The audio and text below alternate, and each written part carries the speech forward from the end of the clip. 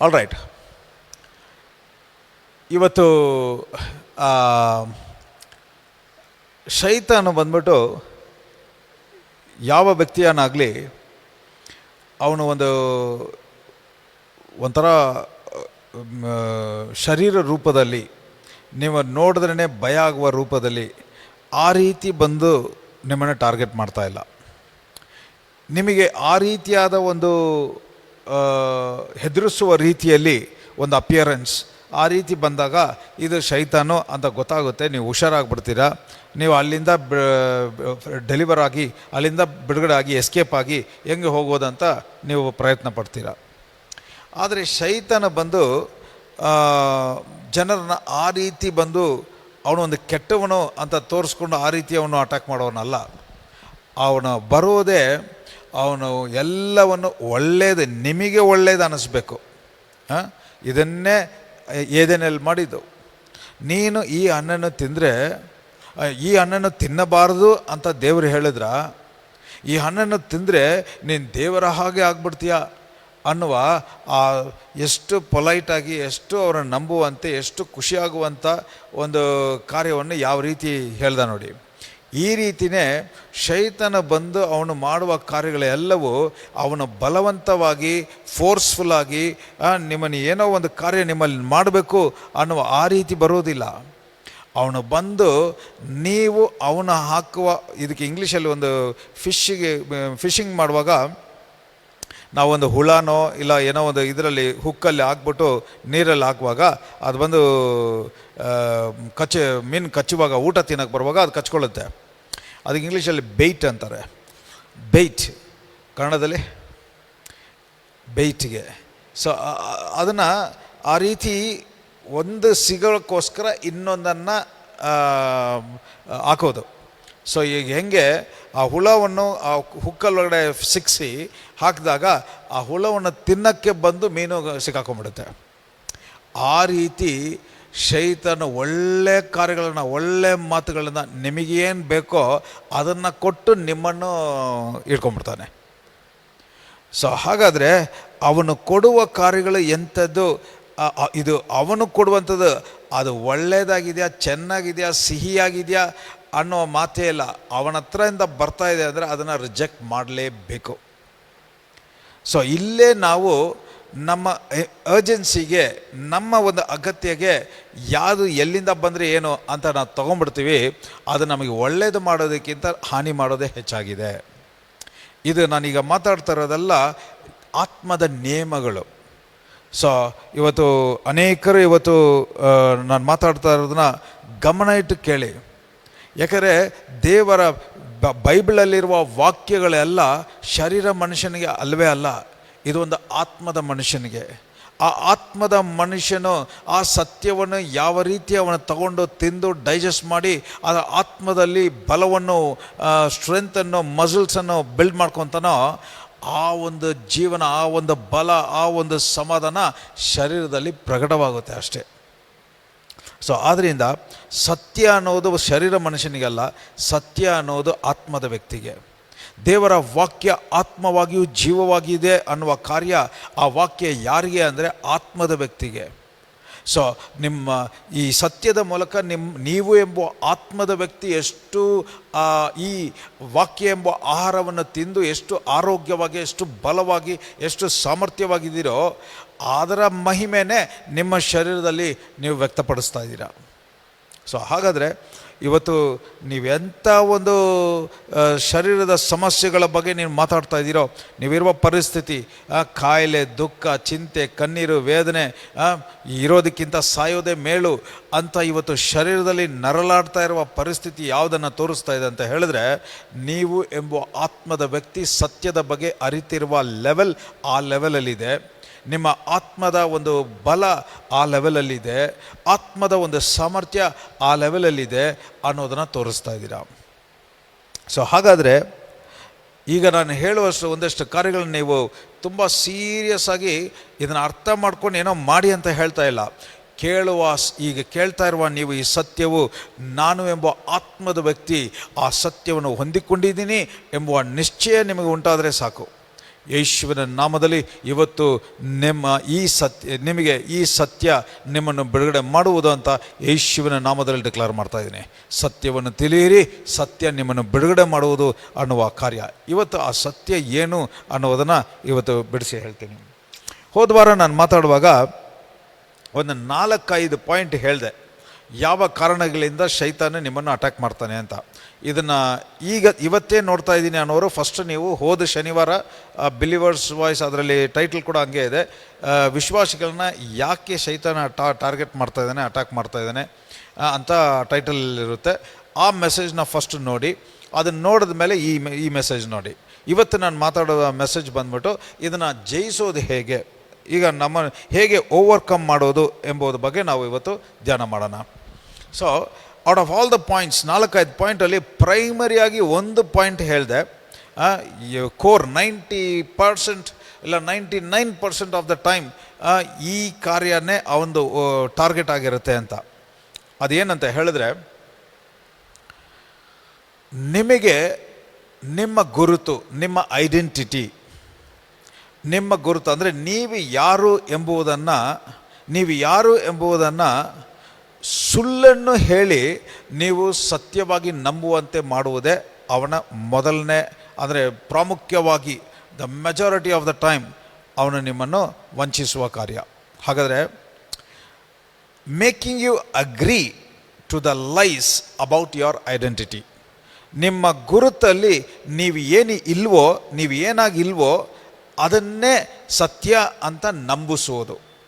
ಹಾಗಾದರೆ ಇನ್ನೂ ಸಿಂಪಲ್ಲಾಗಿ ಪ್ಲೇನಾಗಿ ನಿಮಗೆ ಅರ್ಥ ಆಗುವ ರೀತಿಯಲ್ಲಿ ನಾನು ಹೇಳಬೇಕು ಅಂತ ಹೇಳಿದ್ರೆ, ದೇವರು ನನ್ನ ಬಗ್ಗೆ ಏನು ಹೇಳಿದ್ದಾರೋ ಅದನ್ನು ಬಿಟ್ಟು ಇನ್ನೊಂದು ಕಾರ್ಯವನ್ನು ನಿಮಗೆ ಇದೇ ಸತ್ಯ ಅಂತ ನಂಬಿಸೋದು. ಉದಾಹರಣೆಗೆ ಹೇಳ್ತೀನಿ ನೋಡಿ, ಈಗ ಪರಿಸ್ಥಿತಿಯ ನಿಮಿತ್ತವಾಗಿ ಈ ಪರಿಸ್ಥಿತಿ ಸುಮಾರು ವರ್ಷಗಳಿಂದ ಇದೆ, ಇದು ಬದಲಾವಣೆ ಆಗೋ ಥರನೇ ಕಾಣ್ತಾ ಇಲ್ಲ ಅಂತ ಹೇಳ್ತೀರಾ ನೋಡಿ. ಆ ಮಾತು ಇಲ್ಲ, ನೀವು ಒಂದು ಕಾರ್ಯವನ್ನು ನಡೆಯುತ್ತೆ ಅಂತ ಎದುರು ನೋಡಿ, ಆ ಕಾರ್ಯ ನೆರವೇರದೇ ಇರುವಾಗ, ಓ ದೇವರಿಗೆ ಪ್ರಾರ್ಥನೆ ಮಾಡಿದೆ ಆದರೂ ನನ್ನ ಆಸೆ ನಿರಾಸೆ ಆಗೋಯ್ತು ಅಂತ ಬಾಯಿಂದ ಹೇಳ್ತೀರಲ್ಲ, ಇದೆಲ್ಲ ಏನು ಗೊತ್ತಾ?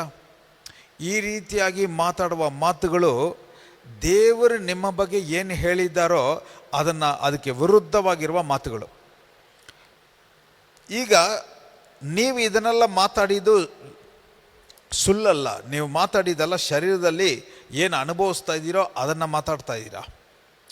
ಆದರೆ ದೇವರೇನೆದುರು ನೋಡ್ತಾ ಇದ್ದಾರೆ ಅಂತ ಹೇಳಿದ್ರೆ, ನೀನು ಎಂಬುವ ಆತ್ಮದ ವ್ಯಕ್ತಿ ಯಾರಾಗಿದೆಯಾ, ಏನಾಗಿದೆಯಾ, ಅದರ ಪ್ರಕಾರ ನೀನು ಮಾತಾಡು ಅಂತ ದೇವರೆದುರು ನೋಡ್ತಾ ಇದ್ದಾರೆ. ಸೊ ಅದಕ್ಕೆ ಇವತ್ತು ನಾವು ಶರೀರದಲ್ಲಿರುವ ಕಾಯಿಲೆ ನಮಗೆ ನಿಜವಾಗಲೂ ಕಾಣ್ತಾ ಇದೆ. ಆತನ ಬಾಸುಂಡುಗಳಿಂದ ನಾನು ಗುಣವಾದೆ ಎಂಬುವ ಕಾರ್ಯ ಅದನ್ನು ಸತ್ಯವಾಗಿದ್ದರೂ ಆ ಸತ್ಯಕ್ಕಿಂತ, ಆ ವಾಕ್ಯಕ್ಕಿಂತ ನನ್ನ ಶರೀರದಲ್ಲಿರುವ ನೋವು ಹೆಚ್ಚಾಗುವಾಗ ನಾನು ನೋವನ್ನೇ ನಂಬಕ್ಕೆ ಸಾಧ್ಯವಾಗ್ತಾ ಇದೆ.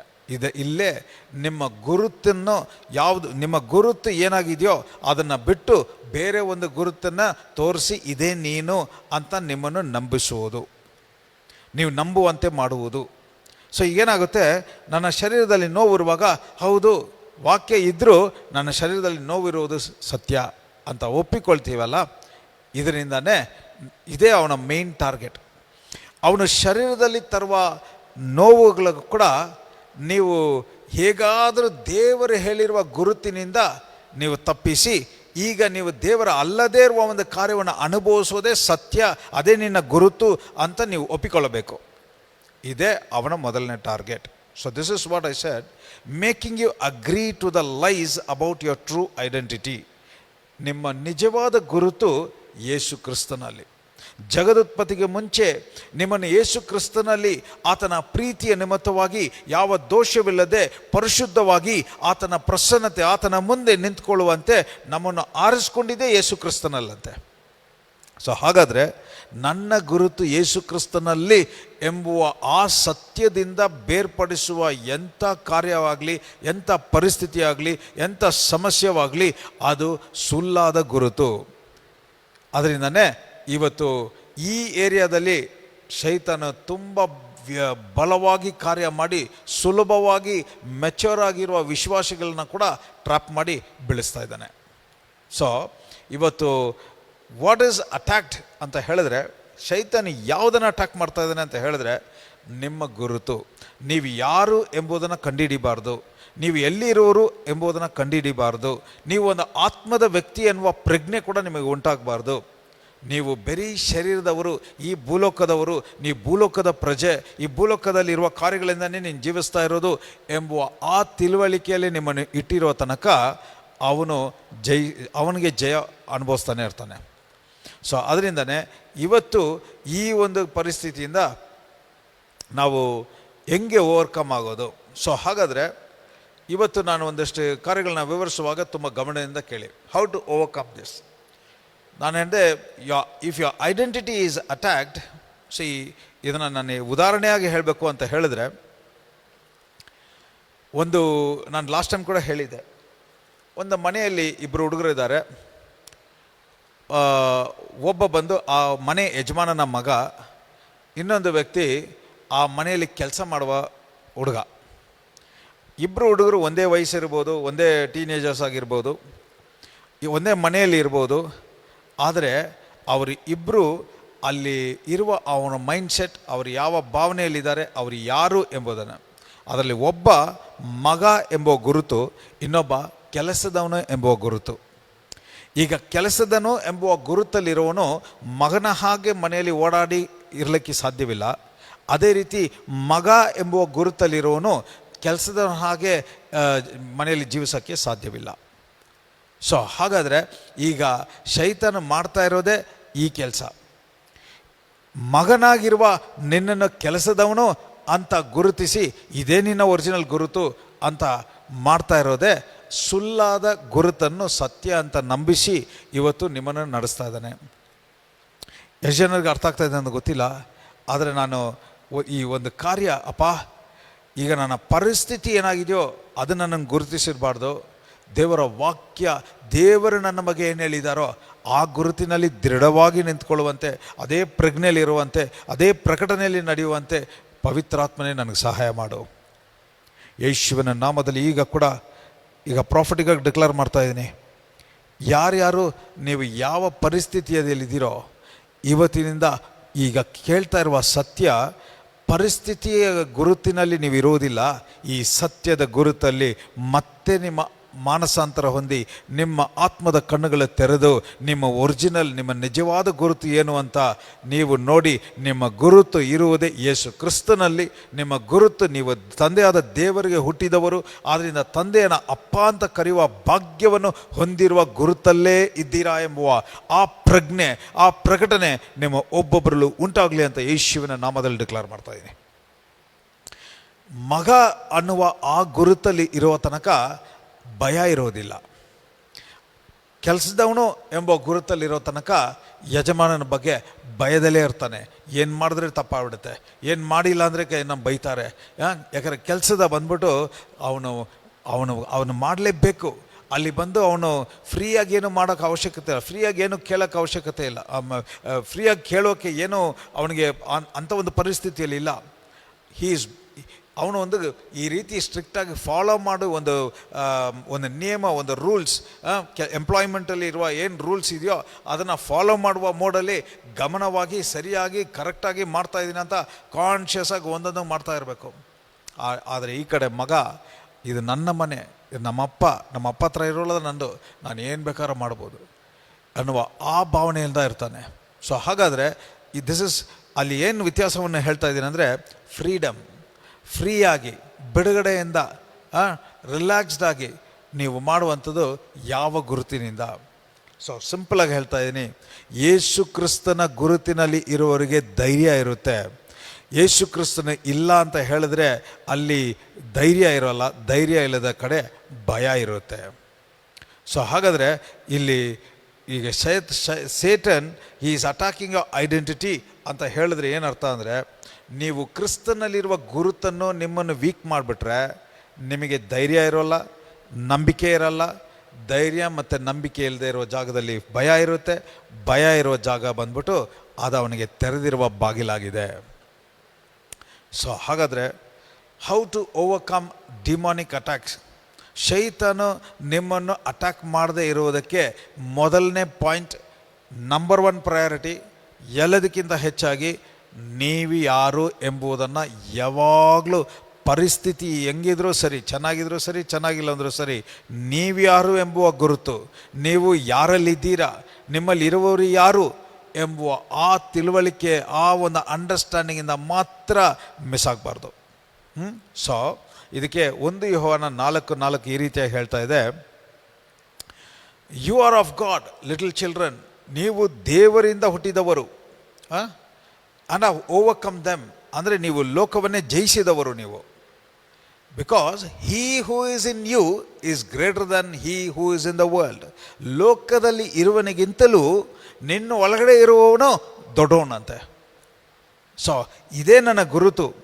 ಈ ಗುರುತಲ್ಲಿ ಇರುವ ತನಕ ನನಗೆ ಎಲ್ಲ ಕಾರ್ಯಗಳು ಆ ಗುರುತಿನ ಅಡಿಪಾಯದಲ್ಲಿರುವ ಆ ಫಲಗಳೇ ನಾನು ಅನುಭವಿಸೋದು. ಆ ಗುರುತಕ್ಕೆ ನನ್ನ ಗುರುತು, ಈ ದೇವರು ನನ್ನೊಳಗಡೆ ಇದ್ದಾರೆ ಎಂಬುವ ಆ ಭಾವನೆಯಲ್ಲಿರುವಾಗ ಈಗ ಅವನ ಮಗನ ಥರ ಇರ್ತಾನೆ, ಕೆಲಸದವನ ಥರ ಬಿಹೇವ್ ಮಾಡಲ್ಲ. ಅವನ ಭಾವನೆ ಆಗಲಿ, ಅವನ ದೃಷ್ಟಿ ಆಗಲಿ, ಅವನ ಮಾತು ಆಗಲಿ, ಅವನ ಪೋಸ್ಚರ್ ಆಗಲಿ, ಏನೇ ಬಂದು ಅವನು ಯಾರು ಅಂತ ತಿಳಿದಿರೋನು ಅದರ ಮೇಲೆ ಇರುತ್ತೆ. ಸೊ ಹಾಗಾದರೆ ನಿಮ್ಮ ಫಸ್ಟ್ ಪ್ರಿನ್ಸಿಪಲ್, ಎಂಥ ಒಂದು ಪರಿಸ್ಥಿತಿಯಲ್ಲೂ ನಾನು ಯಾರು ಅನ್ನುವ ಪ್ರಶ್ನೆಗೆ ನಿಮ್ಮ ಪರಿಸ್ಥಿತಿ, ಶರೀರ ಪ್ರಕಾರವಾಗಿರುವ ಪರಿಸ್ಥಿತಿ ನಿಮ್ಮನ್ನು ಗುರುತಿಸಬಾರ್ದು. ನೀವು ಕ್ರಿಸ್ತನಲ್ಲೇ ನನ್ನ ಗುರುತಿರೋದು, ದೇವರು ನನ್ನಲ್ಲಿರುವುದು. ಯಾಕಂದರೆ ದೇವರು ಲೋಕದಲ್ಲಿರುವನಿಗಿಂತಲೂ ನನ್ನಲ್ಲಿರುವನು ದೊಡ್ಡವನು ಅಂತ ಹೇಳುವ ವಾಕ್ಯ ಸತ್ಯವಾಗಿದೆ. ಅದನ್ನೇ ನಾನು ಒಪ್ಪಿಕೊಳ್ಳೋದು, ಅದನ್ನೇ ಅಂಗೀಕರಿಸ್ಕೊಳ್ಳೋದು, ಅದನ್ನೇ ನಾನು ಮಾತಾಡೋದು ಅಂತ ತೀರ್ಮಾನ ತಗೊಳ್ಳುವಾಗ ಈಗ ನಿಮ್ಮ ಗುರುತಲ್ಲಿ ನೀವು ದೃಢವಾಗಿದ್ದೀರಾ, ಕ್ಲಾರಿಟಿ ಇದೆ, ಸ್ಪಷ್ಟವಾಗಿದ್ದೀರಾ ಅಂತ ಅರ್ಥ. ಎರಡನೇದು, ನಿಮ್ಮ ಗುರುತು ಸರಿಯಾಗಿದ್ದರೆ ಮಾತ್ರ, ಇದೆಲ್ಲ ಚೈನ್ ಥರ. ನಾನು ಲಾಸ್ಟ್ ಟೈಮ್ ಹೇಳಿದೆ, ಟ್ರೈನಲ್ಲಿ ಹೆಂಗೆ ಒಂದು ಬೋಗಿಯಿಂದ ಇನ್ನೊಂದು ಬೋಗಿ ಕನೆಕ್ಷನ್ ಕೊಟ್ಟಿರ್ತಾರೆ. ಸೊ ಒಂದು ಬೋಗಿ ಕರೆಕ್ಟಾಗಿ ಟ್ರ್ಯಾಕಲ್ಲಿದ್ದರೆ ಮಾತ್ರ ಎರಡನೇದು ಹೋಗೋದು. ಒಂದು ತಪ್ಪಾದರೆ ಎರಡನೇದು ಅದೇ ಫಾಲೋ ಮಾಡ್ಕೊಂಡು ಹೋಗುತ್ತೆ, ಇಲ್ಲ ತಪ್ಪು ಡೈರೆಕ್ಷನಲ್ಲಿ ಹೋಗ್ಬಿಡುತ್ತೆ. ಅದರಂತೆ ನಿಮ್ಮ ಗುರುತು ಸರಿ ಇಲ್ಲದೆ, ಅಂದರೆ ಯೇಸು ಕ್ರಿಸ್ತನಲ್ಲಿ ನನ್ನ ಗುರುತು ಇದೆ ಎಂಬುವ ತಿಳುವಳಿಕೆಯಲ್ಲಿ ಇಲ್ಲದೆ, ಅದಾದ ಮೇಲೆ ನೀವು ಏನು ಮಾಡಿದ್ರೂ ಅವುಗಳೆಲ್ಲ ತಪ್ಪಾಗೇ ಇರುತ್ತೆ. ಅವುಗಳು ಯಾವುದು ದೇವರಿಗೆ ಸಂಬಂಧಪಟ್ಟದಾಗೆ ಇರುವುದಿಲ್ಲ. ಸೊ ಅದರಂತೆ ಫಸ್ಟ್ ಪಾಯಿಂಟ್, ನಿಮ್ಮ ಗುರುತು ಯೇಸು ಕ್ರಿಸ್ತನಲ್ಲಿ ಎಂಬುವ ತಿಳುವಳಿಕೆ ಬಂದ ಮೇಲೆ, ಎರಡನೇದು, ನನ್ನ ಗುರುತು ಯೇಸು ಕ್ರಿಸ್ತನಲ್ಲಿ ಇರೋದರಿಂದ ನನ್ನ ಆಲೋಚನೆಗಳು ಯೇಸು ಕ್ರಿಸ್ತನಲ್ಲೇ ಇದೇ ಎರಡನೇ point. The second point is, ನನ್ನ ಆಲೋಚನೆಗಳು ಯೇಸು ಕ್ರಿಸ್ತನಲ್ಲಿದೆ. ಹಾಗಾದರೆ ಈಗ ನನ್ನ ಆಲೋಚನೆಗಳು ಯೇಸು ಕ್ರಿಸ್ತನಲ್ಲಿ ಇದ್ದರೆ, ಈಗ ಅದಕ್ಕೆ ವಿರುದ್ಧವಾಗಿ ನಿಮಗೆ ಆಲೋಚನೆಗಳು ಬರ್ತಾ ಇದೆ. ಯಾಂಥ ಆಲೋಚನೆ? ಇರೋದಕ್ಕಿಂತ ಸಾಯೋದೇ ಮೇಲು, ಇದು ನಡೆಯಲ್ಲ, ಇದು ಆಗಲ್ಲ, ಎಷ್ಟು ನೋಡಿದ್ರೂ ನಾನು ಪ್ರಯತ್ನ ಪಟ್ಬಿಟ್ರೆ ಆಗಲ್ಲ, ಇಂಥ ಒಂದು ಕಾರ್ಯ ಏನಾದರೂ ಮಾಡಬೇಕು ಅಂತ ಹೇಳಿದ್ರೆ ಭಯ ಬರೋದು, ನರ್ವಸ್ ಆಗೋದು, ಬೆವರೋದು. ಈ ರೀತಿ ಪರಿಸ್ಥಿತಿಯಲ್ಲಿ ಈಗ ನೀವೇನು ಮಾಡಬೇಕು ಅಂತ ಹೇಳಿದ್ರೆ, ನನ್ನ ಗುರುತು ಯೇಸು ಕ್ರಿಸ್ತನಲ್ಲಿರೋದ್ರಿಂದ ನನ್ನ ಆಲೋಚನೆಗಳು ಕೂಡ ಯೇಸು ಕ್ರಿಸ್ತನಿಂದ. ಆದರೆ ಈಗ ನನಗೆ ಬರ್ತಾ ಇರುವ ಆಲೋಚನೆಗಳು ಯೇಸು ಕ್ರಿಸ್ತನಿಂದ ಅಲ್ಲ ಅನ್ನುವ ತಿಳುವಳಿಕೆ ಉಂಟಾಗೋದು. Second point. ಹಾಗಾದರೆ ಸಿಂಪಲ್ಲಾಗಿ ಯಾವ ಆಲೋಚನೆಗಳು ಯೇಸು ಕ್ರಿಸ್ತನಿಂದ ಅಲ್ಲ ಅಂತ ಗೊತ್ತಿದೆಯೋ ಅದನ್ನು ಈಗ ನಾನು ರಿಜೆಕ್ಟ್ ಮಾಡ್ತಾಯಿದ್ದೀನಿ. ಆ ರೆಬ್ಯೂಕಟ್, ಯೇಸುವಿನ ನಾಮದಲ್ಲಿ ಆ ಯೋಚನೆಗಳನ್ನ ರೀಪ್ಲೇಸ್ ಮಾಡ್ತಾಯಿದ್ದೀನಿ. ಅದನ್ನು ಎರೇಸ್ ಮಾಡಿ ಯೇಸುವಿನ ಆಲೋಚನೆಗಳಿಂದ ನನ್ನ ಮೈಂಡ್ ತುಂಬ್ತಾ ಇದೆ ಅಂತ ಮಾತುಗಳನ್ನ ಮಾತಾಡಬೇಕು. ಆ್ಯಕ್ಚುಲಿ ಇದನ್ನು ಕಾನ್ಷಿಯಸ್ ಆಗಿ ನಾವು ಕಟ್ ಮಾಡಲೇಬೇಕು. ಯಾಕಂದರೆ ವಾಕ್ಯ ಹಂಗೆ ಹೇಳ್ತಾ ಇದೆ. 2 ಕೊರಿಂಥಿಯ 10:5 ವಾಕ್ಯ, 2 Corinthians chapter 10 verse 5, casting down arguments and every high thing that exalts itself against the knowledge of God, bringing every thought into captivity to the obedience of Christ. ಎಲ್ಲ ಆಲೋಚನೆಗಳನ್ನು ಕ್ರಿಸ್ತನ ವಿಧೇಯತೆಗೆ ತಗೊಂಬರ್ಬೇಕಂತೆ. ಸೊ ಹಾಗಾದರೆ ಕ್ರಿಸ್ತನಿಗೆ ವಿಧೇಯವಾಗುವಂತೆ ಬಂಧಿಸುತ್ತವೆ. ಸೊ ಹಾಗಾದರೆ ಫಸ್ಟ್ ಇಸ್ ಟು ಡಿಸರ್ನ್ ಈ ದೇವರಿಂದ ಬರುವ ಆಲೋಚನೆ, ಯೇಸು ಕ್ರಿಸ್ತನ ಆಲೋಚನೆಗಳು ಇರುವುದು. ಅಲ್ಲಿ ಗೊಂದಲ ಇರಲ್ಲ, ಅಲ್ಲಿ ಅದ ಅಂತ ಪ್ರಶ್ನೆ ಇರಲ್ಲ, ಕನ್ಫ್ಯೂಷನ್ ಇರಲ್ಲ, ಭಯ ಇರಲ್ಲ, ಒಂದು ಒಂದು ಆನ್ಸೈಟಿ, ಸ್ಟ್ರೆಸ್, ಪ್ರೆಷರ್ ಇಂಥ ಒಂದು ಕಾರ್ಯ ಇರೋದಿಲ್ಲ. ನಿಮಗೆ ಬರುವ ಆಲೋಚನೆಯ ಮೂಲಕ ಇಂಥ ಒಂದು ಭಾವನೆಗಳು ಉಂಟಾಗ್ತಾ ಇದೆ ಅಂತ ಹೇಳಿದ್ರೆ ನಿಮಗೆ ಅದು ಯೇಸು ಕ್ರಿಸ್ತನಿಂದ ಬಂದ ಆಲೋಚನೆ ಅಲ್ಲ ಅನ್ನೋದನ್ನು ಮೊದಲು ತಿಳಿದು ಅದನ್ನು ರಿಜೆಕ್ಟ್ ಮಾಡಿ ಅದನ್ನು ಯೇಸುವಿನ ಆಲೋಚನೆಗಳಿಂದ ರೀಪ್ಲೇಸ್ ಮಾಡೋದು. ಇದು 2ನೇ ಪಾಯಿಂಟ್. 3ನೇ ಪಾಯಿಂಟ್, ನೀವು ಯಾವಾಗ ಗುರುತಿಸಿಕೊಂಡು ಈಗ ನಿಮ್ಮ ಆಲೋಚನೆಗಳನ್ನು ಸರಿಪಡಿಸಿ ನೀವು ಇರುವಾಗ 3ನೇದು ಏನಾಗುತ್ತಂತ ಹೇಳಿದ್ರೆ, ನೀವು ಯಾವಾಗ ರಿಜೆಕ್ಟ್ ಮಾಡ್ತೀರೋ ನೆಗೆಟಿವ್ ಆದ ಆಲೋಚನೆಗಳನ್ನ, ನಿಮ್ಮ ಯೇಸು ಕ್ರಿಸ್ತನಿಂದ ಅಲ್ಲದೇ ಇರುವ ಆಲೋಚನೆಗಳನ್ನ ರಿಜೆಕ್ಟ್ ಮಾಡ್ತೀರೋ, 3ನೇದು ನಿಮ್ಮ ಸಮಾಧಾನ ಈಗ ಮೇಂಟೈನ್ ಆಗುವುದು. ಸೊ ಹಾಗಾದರೆ ಏನರ್ಥ, ಈಗ ನಿಮಗೆ ಯಾವಾಗ ಒಂದು ಗೊಂದಲದಲ್ಲಿದ್ದೀರೋ, ಒಂದು ಕನ್ಫ್ಯೂಷನಲ್ಲಿದ್ದೀರೋ, ಇಲ್ಲ ಒಂದು ಸ್ಟ್ರೆಸ್ಸಲ್ಲಿದ್ದೀರೋ, ಅವಾಗ ಏನಾಗುತ್ತೆ, ನಾನು ಲಾಸ್ಟ್ ಟೈಮ್ ಹೇಳಿದೆ, ನಿಮ್ಮ ನರ್ವಸ್ ಸಿಸ್ಟಮ್, ನರ ನಾಡಿಗಳೆಲ್ಲ ಭಯದ ನಿಮಿತ್ತವಾಗಿ ವೀಕ್ ಆಗಿಬಿಡುತ್ತೆ. ವೀಕ್ ಆದಾಗ ನಿಮ್ಮ ಬ್ರೈನ್ ಸೆನ್ಸಸ್, ನಿಮ್ಮ ಮೈಂಡ್ ಬ್ಲ್ಯಾಂಕ್ ಆಗೋದು, ಒಂಥರ ಸುಸ್ತಾಗೋದು, ಅನ್ಕಾನ್ಷಿಯಸ್ ಆಗಿ ಬಿದ್ದುಬಿಡೋದು, ಫೇಂಟ್ ಆಗೋದು, ಈ ಥರ ಕಾರ್ಯಗಳೆಲ್ಲ ಈ ನರ್ವಸ್ ಸಿಸ್ಟಮ್ ವೀಕ್ ಆದಾಗ. ಸೊ ನೀವು ಯಾವಾಗ ಈ ನೆಗೆಟಿವ್ ಥಾಟ್ಸ್ನ ಈಗ ರಿಜೆಕ್ಟ್ ಮಾಡ್ತೀರೋ, ಈ ಆಲೋಚನೆಗಳನ್ನ ರಿಜೆಕ್ಟ್ ಮಾಡ್ತೀರೋ, ಆವಾಗ ಏನಾಗುತ್ತೆ, ಈಗ ಆ ನರ್ವಸ್ ಸಿಸ್ಟಮ್ ವೀಕ್ ಆಗೋದ್ರಿಂದ ಸ್ಟಾಪ್ ಮಾಡಿ ಈಗ ಮತ್ತೆ ಅಲ್ಲಿ ದೇವರ ಸಮಾಧಾನದಿಂದ ಮತ್ತೆ ರಿಕವರ್ ಆಗ್ತಾ ಇದ್ದೀರಾ. ಸೊ ಹಾಗಾದರೆ 3rd point is to rebuke and reject the fear. ಈಗ ಆಲೋಚನೆಗಳ ನಿಮಿತ್ತವಾಗಿ ಬರುವ ಭಯವನ್ನು ನಿರ್ಮೂಲ ಮಾಡೋದು. ಇದಕ್ಕೆ 2ನೇ ತಿಮೋತಿ 1:7 ವಾಕ್ಯ ಈ ರೀತಿ ಹೇಳ್ತಾ ಇದೆ, ಯಾಕೆಂದರೆ ದೇವರು ನಮಗೆ ಭಯದ ಆತ್ಮವನ್ನು ಕೊಡದೆ ಶಕ್ತಿಯು, ಪ್ರೀತಿಯು, ಸಮಜ್ಞಾನ, ಮನಸ್ಸಿನ ಆತ್ಮವನ್ನು ಕೊಟ್ಟಿದ್ದಾನೆ ಅಂತೆ. He has not given us the spirit of fear but of power, love and of sound mind. So 3ನೇ ಕಾರ್ಯ, ಯಾವಾಗ ನಿಮಗೆ ಇಂಥ ಆಲೋಚನೆಗಳನ್ನ ರಿಜೆಕ್ಟ್ ಮಾಡಿ ಯೇಸುವಿನ ಆಲೋಚನೆಗಳಿಂದ ತುಂಬುವಾಗ ನಿಮಗೆ ಒಂದು ಸಮಾಧಾನ ಉಂಟಾಗುತ್ತೆ. ಸಮಾಧಾನ ಇರುವ ಜಾಗದಲ್ಲಿ ಭಯ ಇರೋದಿಲ್ಲ, ಅಲ್ಲಿ ಬರೀ ಬಲ, ಅಲ್ಲಿ ಇದರಲ್ಲಿ B power, love and sound mind. ಯೇಸುವಿನ ನಾಮದಲ್ಲಿ ಈಗ ಕೂಡ ಪ್ರಾಫಿಟಿಗಾಗಿ ಡಿಕ್ಲೇರ್ ಮಾಡ್ತಾ ಇದ್ದೀನಿ, ಯಾರ್ಯಾರು ಕೇಳ್ತಾ ಇದ್ದೀರೋ, ಯಾವ ಭಯದ ಆತ್ಮ ನಿಮ್ಮಲ್ಲಿ ಆಳ್ವಿಕೆ ಮಾಡ್ತಾ ಇತ್ತೋ ಇದುವರೆಗೂ, ಇಂದಿನಿಂದ ಈ ಸತ್ಯದ ಆತ್ಮ ನಿಮ್ಮಲ್ಲಿ ಹೋಗಿ ನೀವು ಎಂಬ ಆತ್ಮದ ವ್ಯಕ್ತಿಯ ಜೊತೆ ಒಂದಾಗಿರೋದ್ರಿಂದ ಇನ್ನು ಮುಂದೆ ಭಯದ ಆತ್ಮ ನಿರ್ಮೂಲ ಆಗಿ ಬಲ, ಶಿಕ್ಷೆಯು, ಪ್ರೀತಿಯು, ಸಮಜ್ಞಾನ, ಮನಸ್ಸಿನ ಆತ್ಮವನ್ನು ನಿಮಗೆ ದೇವರು ಕೊಟ್ಟಿದ್ದಾನಂತೆ. ಯೇಸುವಿನ ನಾಮದಲ್ಲಿ ಈಗ ನೀವು ಬಲ ಹೊಂದಿದ್ದೀರಾ ಅಂತ ಡಿಕ್ಲೇರ್ ಮಾಡ್ತಾ ಇದ್ದೀನಿ. Receive it in the mighty name of Jesus. ಈಗ ನಾನು ಹೇಳ್ತೀನಿ ನೋಡಿ, ಈ 3 ಕಾರ್ಯ ಕರೆಕ್ಟಾಗಿ ಮಾಡೋದಾದರೆ ನಿಮ್ಮ ಗುರುತು ಎಲ್ಲಿ, ಬರುವ ಆಲೋಚನೆ ಯೇಸುವುದು ಅಲ್ಲದೇ ಇದ್ದರೆ ರಿಜೆಕ್ಟ್ ಮಾಡಿ ಯೇಸುವಿನ ಆಲೋಚನೆಯಲ್ಲಿದ್ದು, 3ನೇದು ಆ ಸಮಾಧಾನ, ಬಲ ಅಂದರೆ power, love and of sound mind. ಬಲ, ಪ್ರೀತಿಯು, ಸಮಜ್ಞಾನ, ಮನಸ್ಸಿನ ಆತ್ಮ, ಸೌಂಡ್ ಮೈಂಡ್. ಒಂಥರ ಸೌಂಡ್ ಮೈಂಡ್ ಅಂದರೆ ಒಳ್ಳೆ ಆತ್ಮದಲ್ಲಿರುವ ತಿಳುವಳಿಕೆಯ ಬುದ್ಧಿ ಅಂದ್ಕೊಳ್ಳಿ. ಸೌಂಡ್ ಮೈಂಡ್, ಕ್ಲಾರಿಟಿ ಇರೋದು, ಕನ್ಫ್ಯೂಷನ್ ಇಲ್ಲ, ಗೊಂದಲ ಇಲ್ಲ, ಏನು ಮಾಡಬೇಕು ಅನ್ನೋ ಅದ ಅಂತ ಆ ಥರ ಇಲ್ಲ. ಆ ರೀತಿಯಾದ ಸ್ಟೇಟಲ್ಲಿರುವಾಗ ಈಗ ಈ ಪಾಯಿಂಟ್ ನಂಬರ್ 1, 2, 3 ಕ್ಲಾರಿಟಿ ಬಂದರೆ, 4ನೇದು you will be able to resist the devil. ಈಗ ನೀವು ಶೈತಾನನ್ನು ಎದುರಿಸುವ ಒಂದು ಧೈರ್ಯ, ಬಲ, ಗಂಭೀರ, ಒಂದು ದೃಢವಾಗಿ, ಫರ್ಮ್ ಆಗಿ ಈಗ ಕಾನ್ಫಿಡೆಂಟ್ ಆಗಿದ್ದೀರಾ ಅಂತ ಅರ್ಥ. ಅದಕ್ಕೆ ಯಾಕೋಬನ 4:7 ಈ ರೀತಿ ಹೇಳ್ತಾ ಇದೆ, resist the devil and he will flee from you. ಆದುದರಿಂದ ದೇವರಿಗೆ ಅಧೀನರಾಗಿರಿ, ಸೈತಾನನಿಗೆ ಪ್ರತಿರೋಧ ಮಾಡಿರಿ, ಅವನು ನಿಮ್ಮ ಬಳಿಯಿಂದ ಓಡಿ ಹೋಗುವನು. ಆದುದರಿಂದ ದೇವರಿಗೆ ಅಧೀನರಾಗಿರಿ. ಈಗ ಫಸ್ಟ್ 3 ಪಾಯಿಂಟ್ಸ್ ಈಸ್ ಅಬೌಟ್ ದೇವರಿಗೆ ಅಧೀನರಾಗಿರೋದು. Submit yourself unto God. ನೀವು ದೇವರಲ್ಲಿ ಇದ್ದೀರಾ ಅಂತ ಹೇಳಿದ್ರೆ ನಿಮ್ಮ ಗುರುತು ಯೇಸು ಕ್ರಿಸ್ತನಲ್ಲಿ ಇದೆ. ನಿಮ್ಮ ಬರುವ ಆಲೋಚನೆ ಯೇಸು ಕ್ರಿಸ್ತನ ಆಲೋಚನೆಯಾಗಿದೆ. ಆಲೋಚನೆ ಯೇಸು ಕ್ರಿಸ್ತನಾಗಿದ್ದರೆ ನೀವು ಸಮಾಧಾನವಾಗೇ ಇರೋದು, ನೀವು ಬಲವಾಗೇ ಇರೋದು, ಒಳ್ಳೆ ಕ್ಲಾರಿಟಿಯಲ್ಲೇ ನಿಮ್ಮ ಮೈಂಡ್ ಇರೋದು. ಈ ರೀತಿ ಇರುವಾಗ ಯಾವ ಶತ್ರು, ಯಾವ ಶೈತಾನು ನಿಮಗೆ ವಿರುದ್ಧವಾಗಿ ಬಂದರೂ ನಿಮ್ಮ ಬಾಯಿಂದ ಬರುವ ಮಾತು ಭಯದಿಂದ ಬರುವ ಮಾತಲ್ಲ. ಅದು ಏನೋ ಒಂದು ಆಗುತ್ತಾ ಆಗಲ್ವಾ ಅಂತ ಒಂದು ಅಪನಂಬಿಕೆಯಿಂದ ಬರುವ ಮಾತಲ್ಲ, ಅದು ಕಾರ್ಯವನ್ನು ಸಾಧಿಸುವ ಮಾತಾಗಿರುತ್ತೆ. Resist the devil. ಯೇಸುವಿನ ನಾಮದಲ್ಲಿ ನೀನು ನನ್ನ ವಿರುದ್ಧವಾಗಿ ಎದ್ದೋಳಕ್ಕೆ ಸಾಧ್ಯವಿಲ್ಲ, ನನಗೆ ವಿರುದ್ಧವಾಗಿ ಎದ್ದೊಳುವ ಯಾವುದೇ ಆಯುಧವು ಸಫಲವಾಗುವುದಿಲ್ಲ, ನಾನು ಕೈ ಇಟ್ಟು ಮಾಡುವ ಕಾರ್ಯಗಳೇ ಸಫಲವಾಗುವುದು ಅಂತ ಹೇಳುವ ಮಾತು ಸಾಧಾರಣ ಮಾತಾಗಿರಲ್ಲ.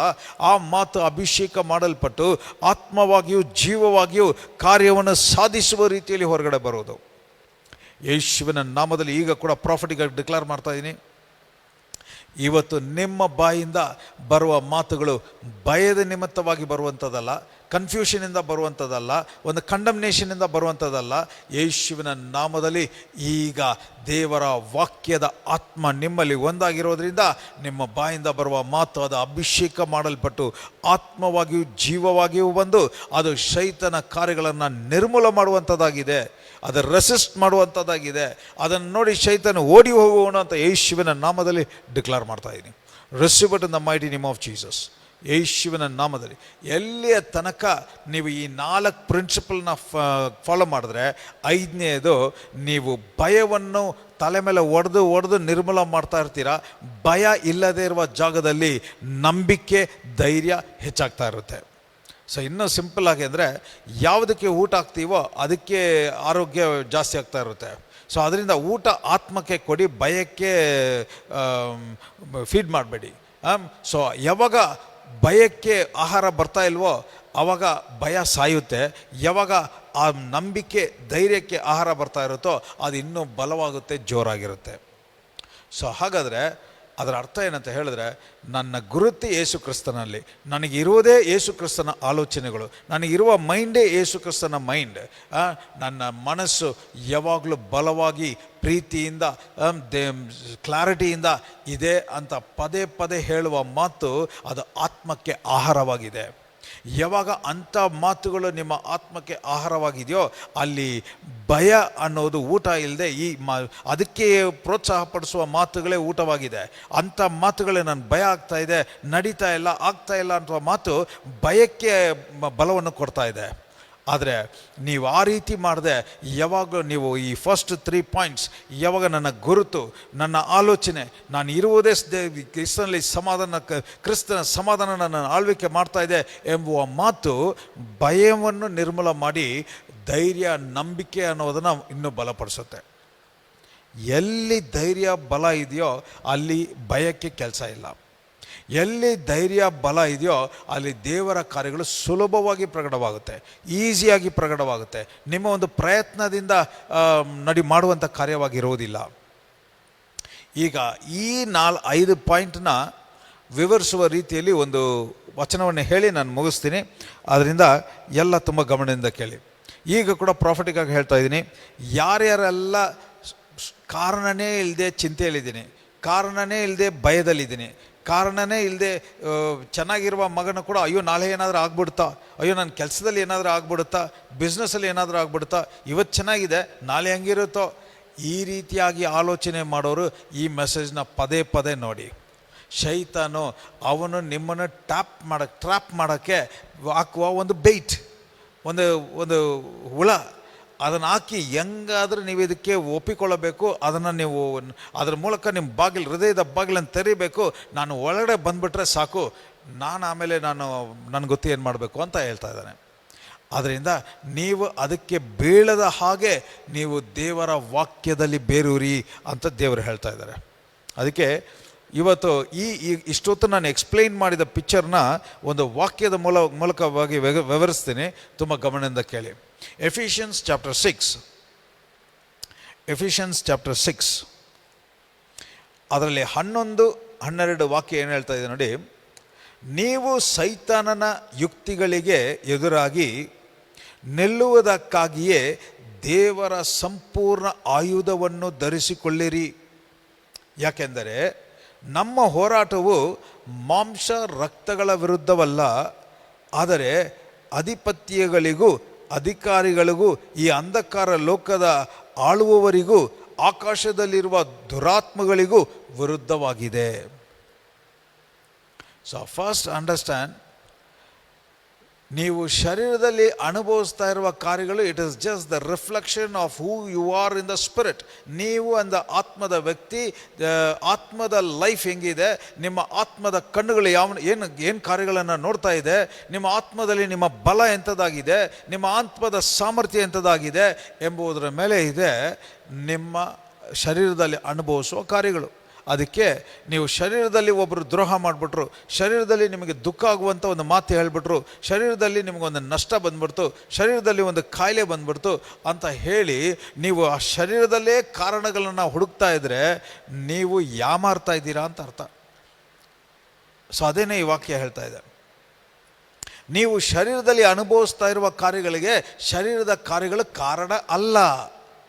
ಇದಕ್ಕೆ ಯಾರು ಕಾರಣ ಅಂದರೆ ಇಲ್ಲಿ ಹೇಳ್ತಾ ಇದೆ ನೋಡಿ, it is against the principalities, against the powers, against the rulers of the darkness of this age, against the spiritual hosts of wickedness in the heavenly places. So ಹಾಗಾದರೆ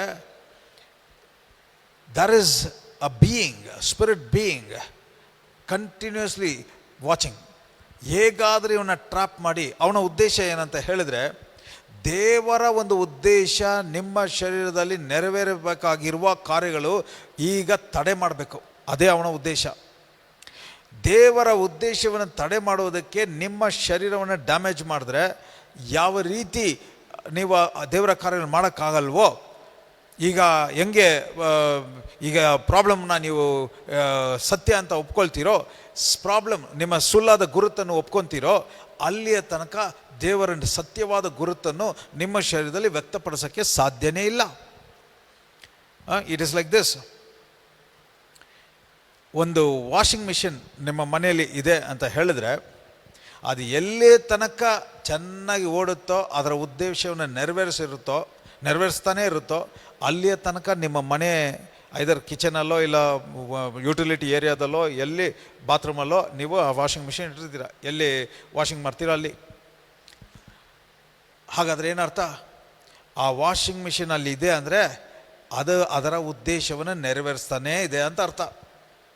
ಆದರೆ ಯಾವ ದಿನ ಆ ವಾಷಿಂಗ್ ಮಿಷಿನ್ ಕೆಟ್ಟೋಗಿ ಈಗ ಬಟ್ಟೆ ಹಾಕಿದ್ರೆ ವಾಷಿಂಗ್ ಮಾಡಲ್ವೋ, ಈಗ ಅದರ ಅರ್ಥ ಏನೋ, ಅದು ಅಲ್ಲಿದ್ದರೂ ಪ್ರಯೋಜನ ಇಲ್ಲ. ಅದು ಅಲ್ಲಿದ್ದರೂ ಪ್ರಯೋಜನ ಇಲ್ಲ ಅಂದ ಮೇಲೆ ನೀವೇನು ಮಾಡ್ತೀರಾ, ಅದು ಮನೆ ಒಳಗಡೆ ಇಟ್ಕೊಂಡಿರಲ್ಲ. ರಿಪೇರಿ ಮಾಡೋಕ್ಕೆ ನೋಡ್ತೀರಾ, ರಿಪೇರಿ ಆದರೆ ಇಟ್ಕೊತೀರಾ, ರಿಪೇರಿನೂ ಆಗಲಿಲ್ಲ ಅಂದ್ಕೊಳ್ಳಿ, ಅದು ಗಾರ್ಬೇಜ್ಗೆ ಹೋಗ್ಬಿಡುತ್ತೆ, ಅದು ವೇಸ್ಟೇ ಅದು. ಸೊ ಹಾಗಾದರೆ ದೇವರು ನಿಮ್ಮನ್ನು ನನ್ನನ್ನು ಈ ಭೂಮಿಯಲ್ಲಿ ಇಟ್ಟಿರೋದು ದೇವರ ಒಂದು ಉದ್ದೇಶವನ್ನು ನೆರವೇರಿಸುವ ಒಂದು ಯಂತ್ರವಾಗಿ ಇಟ್ಟಿದ್ದಾರೆ. We are A device, we are N instrument. ಆ ಇನ್ಸ್ಟ್ರೂಮೆಂಟ್ ದೇವರನ್ನು ಮಹಿಮೆ ಪಡಿಸ್ತಾನೆ ಇರಬೇಕು, ದೇವರನ್ನ ಕೊಂಡಾಡ್ತಾನೆ ಇರಬೇಕು, ದೇವರು ಎಂಥವರು ಅಂತ ವ್ಯಕ್ತಪಡಿಸ್ತಾನೆ ಇರಬೇಕು. ಆ ರೀತಿಯಾಗಿ ಇರಬೇಕಾಗಿರುವ ಆ ಯಂತ್ರವನ್ನು, ವಸ್ತುವನ್ನು, ಆ ಆಯುಧವನ್ನು ಈಗ ಶೈತಾನ ಡ್ಯಾಮೇಜ್ ಮಾಡೋಕ್ಕೆ ನೋಡ್ತಾ ಇದ್ದಾನೆ. ಈಗ ನೀವು ಅನುಭವಿಸ್ತಾ ಇರುವ ಎಲ್ಲ ಈಗ ದುಃಖಕರ ವೇದನೆ, ಅದಕ್ಕೆ ಯಾವಾಗ ನೀವು ದುಃಖ ಆಗ್ಬಿಡ್ತೀರ ನೋಡಿ, ದೇವರ ಕಡೆ ತಿರುಗೋದೇ ಇಲ್ಲ, ವಾಕ್ಯವನ್ನು ಓದೋದಿಲ್ಲ, ನೀವು ದೇವರ ಮಹಿಮೆಯನ್ನು ಪ್ರಕಟಿಸೋದಿಲ್ಲ. ಈಗ ಮಾಡ್ತಾ ಇರುವಾಗ ಏನಾಗುತ್ತೆ, ನೀವು ದೇವರ ಉದ್ದೇಶವನ್ನು ಮಾಡ್ತಾ ಇಲ್ಲ, ಇದು ಅವನಿಗೆ ಸಂತೋಷವಾಗಿದೆ.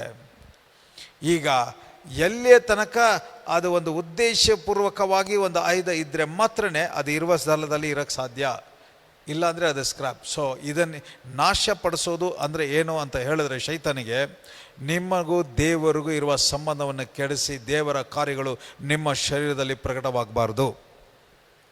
ಸೊ ಹಾಗಾದರೆ ನಿಮ್ಮ ಶರೀರ ಯಾವಾಗಲೂ ಕಾಯಿಲೆಯನ್ನು ವ್ಯಕ್ತಪಡಿಸ್ತಾ ಇದೆಯಾ? ಹಾಗಾದರೆ ಅಲ್ಲಿ ಏನು ವ್ಯಕ್ತಪಡಿಸೋಕ್ಕೋಸ್ಕರ ನಿಮ್ಮನ್ನು ಇಟ್ಟರು ಅಂದರೆ ದೇವರ ಆರೋಗ್ಯವನ್ನು ವ್ಯಕ್ತಪಡಿಸ್ಬೇಕು ಅಂತ. ಯಾವಾಗಲೂ ದರಿದ್ರದಲ್ಲಿದ್ದೀರಾ, ಹಾಗಾದರೆ ಅಲ್ಲಿ ದೇವರು ನಿಮ್ಮನ್ನು ಯಾವಾಗಲೂ ತನ್ನ ಮಹಿಮೆ ಐಶ್ವರ್ಯವನ್ನು ವ್ಯಕ್ತಪಡಿಸೋಕ್ಕೋಸ್ಕರ ಇಟ್ಟರು. ಈಗ ಶೈತಾನ ಅದನ್ನು ಆಳ್ವಿಕೆ ಮಾಡಿ ಅವನ ಕಾರ್ಯಗಳನ್ನು ವ್ಯಕ್ತಪಡಿಸ್ತಾ ಇದ್ದಾನೆ ಅಂತ ಅರ್ಥ. ಯಾವಾಗಲೂ ಈ ಲೋಕದ ಸಮಾಧಾನ ಅಲ್ಲ, ನನ್ನ ಸಮಾಧಾನವನ್ನೇ ಕೊಟ್ಟಿದ್ದೀನಿ ಅಂತ ಯೇಸು ಹೇಳಿ ಆ ಸಮಾಧಾನವನ್ನು ವ್ಯಕ್ತಪಡಿಸುವ ರೀತಿಯಲ್ಲಿ ನಿಮ್ಮನ್ನು ಇಟ್ಟಿದ್ದೀರಾ. ಆದರೆ ನೀವು ಇವತ್ತು ಬರೀ ಸಮಾಧಾನ ಕೆಡಿಸ್ಕೊಂಡು ದುಃಖವನ್ನು ವ್ಯಕ್ತಪಡಿಸ್ತಾ ಇದ್ದೀರಾ. ಈಗ ಶೈತಾನ ಅವನ ಉದ್ದೇಶವನ್ನು ವ್ಯಕ್ತಪಡಿಸ್ತಾ ಇದ್ದಾನೆ. ಸೊ ಹಾಗಾದರೆ ಯೇಸುವಿನ ನಾಮದಲ್ಲಿ ಈಗ ಕೂಡ ಸಮಾಧಾನ ಕೆಡಿಸ್ಕೊಂಡು ವೇದನೆಯಲ್ಲಿ, ದುಃಖದಲ್ಲಿ, ಚಿಂತೆಯಲ್ಲಿ, ಕಣ್ಣೀರಲ್ಲಿ, ಬಾಧೆಯಲ್ಲಿ ಇರುವ ಒಬ್ಬೊಬ್ಬರಿಗೂ ಯೇಸುವಿನ ನಾಮದಲ್ಲಿ ಡಿಕ್ಲೇರ್ ಮಾಡ್ತಾ ಇದ್ದೀನಿ.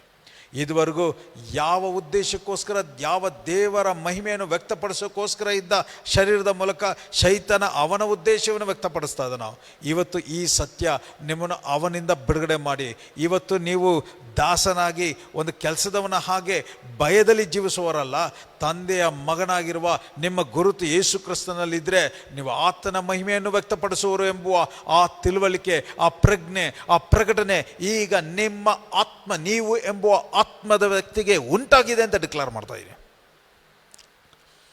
ಈಗ ನಾನು ಹೇಳ್ತೀನಿ ನೋಡಿ, the core reason is you are more conscious of your physical being. ಈಗ ನಾನು 2 ಪರ್ಸನಾಲಿಟಿಯಲ್ಲಿದ್ದೀನಿ. ಆತ್ಮದ ಜಾನ್ ಎಂಬುವ ಒಂದು ವ್ಯಕ್ತಿ, ಶರೀರದಲ್ಲಿರುವ ಜಾನ್ ಎಂಬುವ ಒಂದು ವ್ಯಕ್ತಿ. ಆತ್ಮದ ಜಾನ್ ಹೆಂಗೆ ಆತ್ಮದಲ್ಲಿದ್ದಾನೋ ಆ ಲೈಫೇ ಈ ಶರೀರದ ಜಾನ್ ಅನುಭವಿಸೋಕ್ಕೆ ಸಾಧ್ಯ. ಈಗ ಶೈತಾನ್ ಟಾರ್ಗೆಟ್ ಮಾಡ್ತಾ ಇರೋದು ಈ ಶರೀರ ಜಾನ್ ಅಲ್ಲ, ಶೈತಾನ್ ಟಾರ್ಗೆಟ್ ಮಾಡ್ತಾ ಇರೋದು ಆತ್ಮದ ಜಾನ್. ಅವನ ಒಳಗಡೆ ಹೆಂಗೆ ಎಂಟ್ರಾಗೋದು ಅನ್ನೋದು ನನಗೆ ಗೊತ್ತಾಗ್ಬಿಟ್ರೆ, ಅವನ ಅಲ್ಲಿಂದ ಕಂಟ್ರೋಲ್ ಮಾಡಿದ್ರೆ ಅದರ ಫಲಗಳು ಇಲ್ಲಿ ಶರೀರದಲ್ಲಿ ಕಾಣಿಸ್ಕೊಳ್ಳುತ್ತೆ. ಅದಕ್ಕೆ ದೇವರು 5 ಒಟ್ಟು 6 ಆಯುಧಗಳು, 6 ವೆಪನ್ಸ್ ಕೊಟ್ಟಿದ್ದಾರೆ. ಈಗ ಹೇಳ್ತೀನಿ ಏನೇನದು 6 ವೆಪನ್ ಅಂತ. 6 ವೆಪನ್ನಲ್ಲಿ 5 ವೆಪನ್ ಶೈತನ ನಮ್ಮ ಆತ್ಮದ ಮನುಷ್ಯನನ್ನು ಅಟ್ಯಾಕ್ ಮಾಡಿದ ಹಾಗೆ ಕವರ್ ಮಾಡೋಕ್ಕೆ, ಡಿಫೆಂಡ್ ಮಾಡೋಕ್ಕೆ. ಆ 5 ಆಯುಧಗಳು ಇಟ್ಕೊಂಡು ನೀವು ಅವನನ್ನು ಒಳಗಡೆ ಬರದ ಹಾಗೆ, ನಿಮ್ಮನ್ನು ಮುಟ್ಟದ ಹಾಗೆ ನೀವು ತಡೆ ಮಾಡಿಬಿಟ್ರೆ ಒಂದೇ ಒಂದು ಆಯುಧ ಸಾಕು ಅವನ ಒಡೆದು ನಿರ್ಮೂಲ ಮಾಡೋದಕ್ಕೆ. ಸೊ ನಾವು going to tell you what are the 6 weapons. 6 ಆಯುಧಗಳು ಏನು ಅಂತ ಎಫಿಷಿಯನ್ಸ್ 6:13 ನೀವು 17 ತನಕ ಇದೆ ವಾಕ್ಯ, ಮನೆಯಲ್ಲಿ ಧ್ಯಾನ ಮಾಡಿ ನೋಡಿ. ಈಗ ಅದರ ಕೀ ಪಾಯಿಂಟ್ಸ್ ಮಾತ್ರ ನಾನು ಹೇಳುವಾಗ ತುಂಬ ಗಮನದಿಂದ ಕೇಳಿ. ಈಗ ಆ 6 ಆ ವಚನಗಳಲ್ಲಿ ದ ಫಸ್ಟ್ ಆಯುಧ ಯಾವುದು ಗೊತ್ತಾ? ನಾನೀಗ ವಚನ ಓದ್ಕೊಂಡು ಹೋದರೆ ಇನ್ನೂ ತುಂಬ ಸಮಯ ಆಗುತ್ತೆ. ಅದರಲ್ಲಿರುವ ಫಸ್ಟ್ ಆಯುಧ, okay, I want to read that 13th ವರ್ಸಲ್ಲಿ ಏನು ಹೇಳ್ತಾ ಇದೆ ಅಂದರೆ 11th one. ಓಕೆ, ಮೈಕ್ ಇಲ್ಲಲ್ಲ, so let me also read that. ನನ್ನ ಫೋನಲ್ಲೇ ನಾನು ಓದ್ತೀನಿ. ಆ್ಯಕ್ಚುಲಿ ಆ ವಾಕ್ಯ ಏನು ಹೇಳ್ತಾ ಇದೆ ಅಂತ ಹೇಳಿದ್ರೆ, let me start with this 13th verse. Wherefore take unto you the whole armor of God, that ye may be able to withstand in the evil day, and having done all to stand. ಈ 13ನೇ ವಾಕ್ಯ ಇದರ ಅರ್ಥ ಏನಂತ ಹೇಳಿದ್ರೆ, ನೀವು ದೇವರ ಒಂದು armour ಅಂದರೆ ಪಿಕ್ಚರೈಸ್ ಅ ಸೋಲ್ಜರ್. ಈ ಯುದ್ಧಕ್ಕೆ ಹೋಗುವ ಒಂದು ಸೈನ್ಯ ಯಾವ ರೀತಿ ಡ್ರೆಸ್ ಆಗಿರ್ತಾನೆ, ಅದಕ್ಕಂತಲೇ ಇರುವ ಬಟ್ಟೆ, ಒಂದು ಬೆಲ್ಟು, ಒಂದು ಬ್ರೆಸ್ಟ್ ಪ್ಲೇಟು, ಶೂಟ್ ಮಾಡಿದ್ರು, ಚುಚ್ಚಿದ್ರು ವಿತ್ಸ್ಟ್ಯಾಂಡ್ ಮಾಡೋಕ್ಕೆ, ಆಮೇಲೆ ಒಳ್ಳೆ ಶೂ, ದೃಢವಾಗಿ ಫರ್ಮ್ ಆಗಿ ಪ್ಲೇಸ್ ಮಾಡಿ ನಡೆಯೋಕ್ಕೆ, ಓಡೋಕ್ಕೆ, ಯಾವುದು ಚುಚ್ಚಿ ಕೆಳಗಡೆ ಬೀಳಿಸ್ದ ಹಾಗೆ. ಆಮೇಲೆ ಶೀಲ್ಡು, ಆಪೋಸಿಷನಲ್ಲಿ ಶತ್ರು ಬಂದು ಅಟ್ಯಾಕ್ ಮಾಡುವಾಗ ಇವನು ಡಿಫೆಂಡ್ ಮಾಡೋಕ್ಕೆ ಶೀಲ್ಡು, ತಲೆಗೆ ಹೆಲ್ಮೆಟ್ಟು. ಈಗ ಒಂದೊಂದಾಗಿ ಹೇಳ್ತೀನಿ ನೋಡಿ. ಅದರಲ್ಲಿ ಈ ಕೆಳಗಡೆ ಎಲ್ಲ 13, 14, 15, 16, 17 ನೀವು ಕೆಳಗಡೆ ಓದ್ಕೊಂಬಂದರೆ ಎಲ್ಲ ಒಂದೊಂದು ಏನೇನು ಅಂತ ಬರೆಯಲ್ಪಟ್ಟಿದೆ. ಈಗ ಅದರಲ್ಲಿ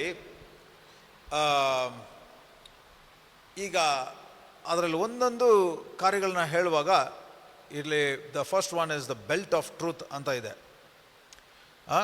ಸೊ ಒಂದು ಸೈನ್ಯ ಹಾಕಿರುವ ಅವನು ಡ್ರೆಸ್ ಹಾಕ್ಕೊಂಡು ಬೆಲ್ಟ್, ಶೀಲ್ಡ್, ಶೂಸು, ಮತ್ತು ಹೆಲ್ಮೆಟ್ಟು, ಆಮೇಲೆ ಒಂದು ಸ್ವರ್ಡ್.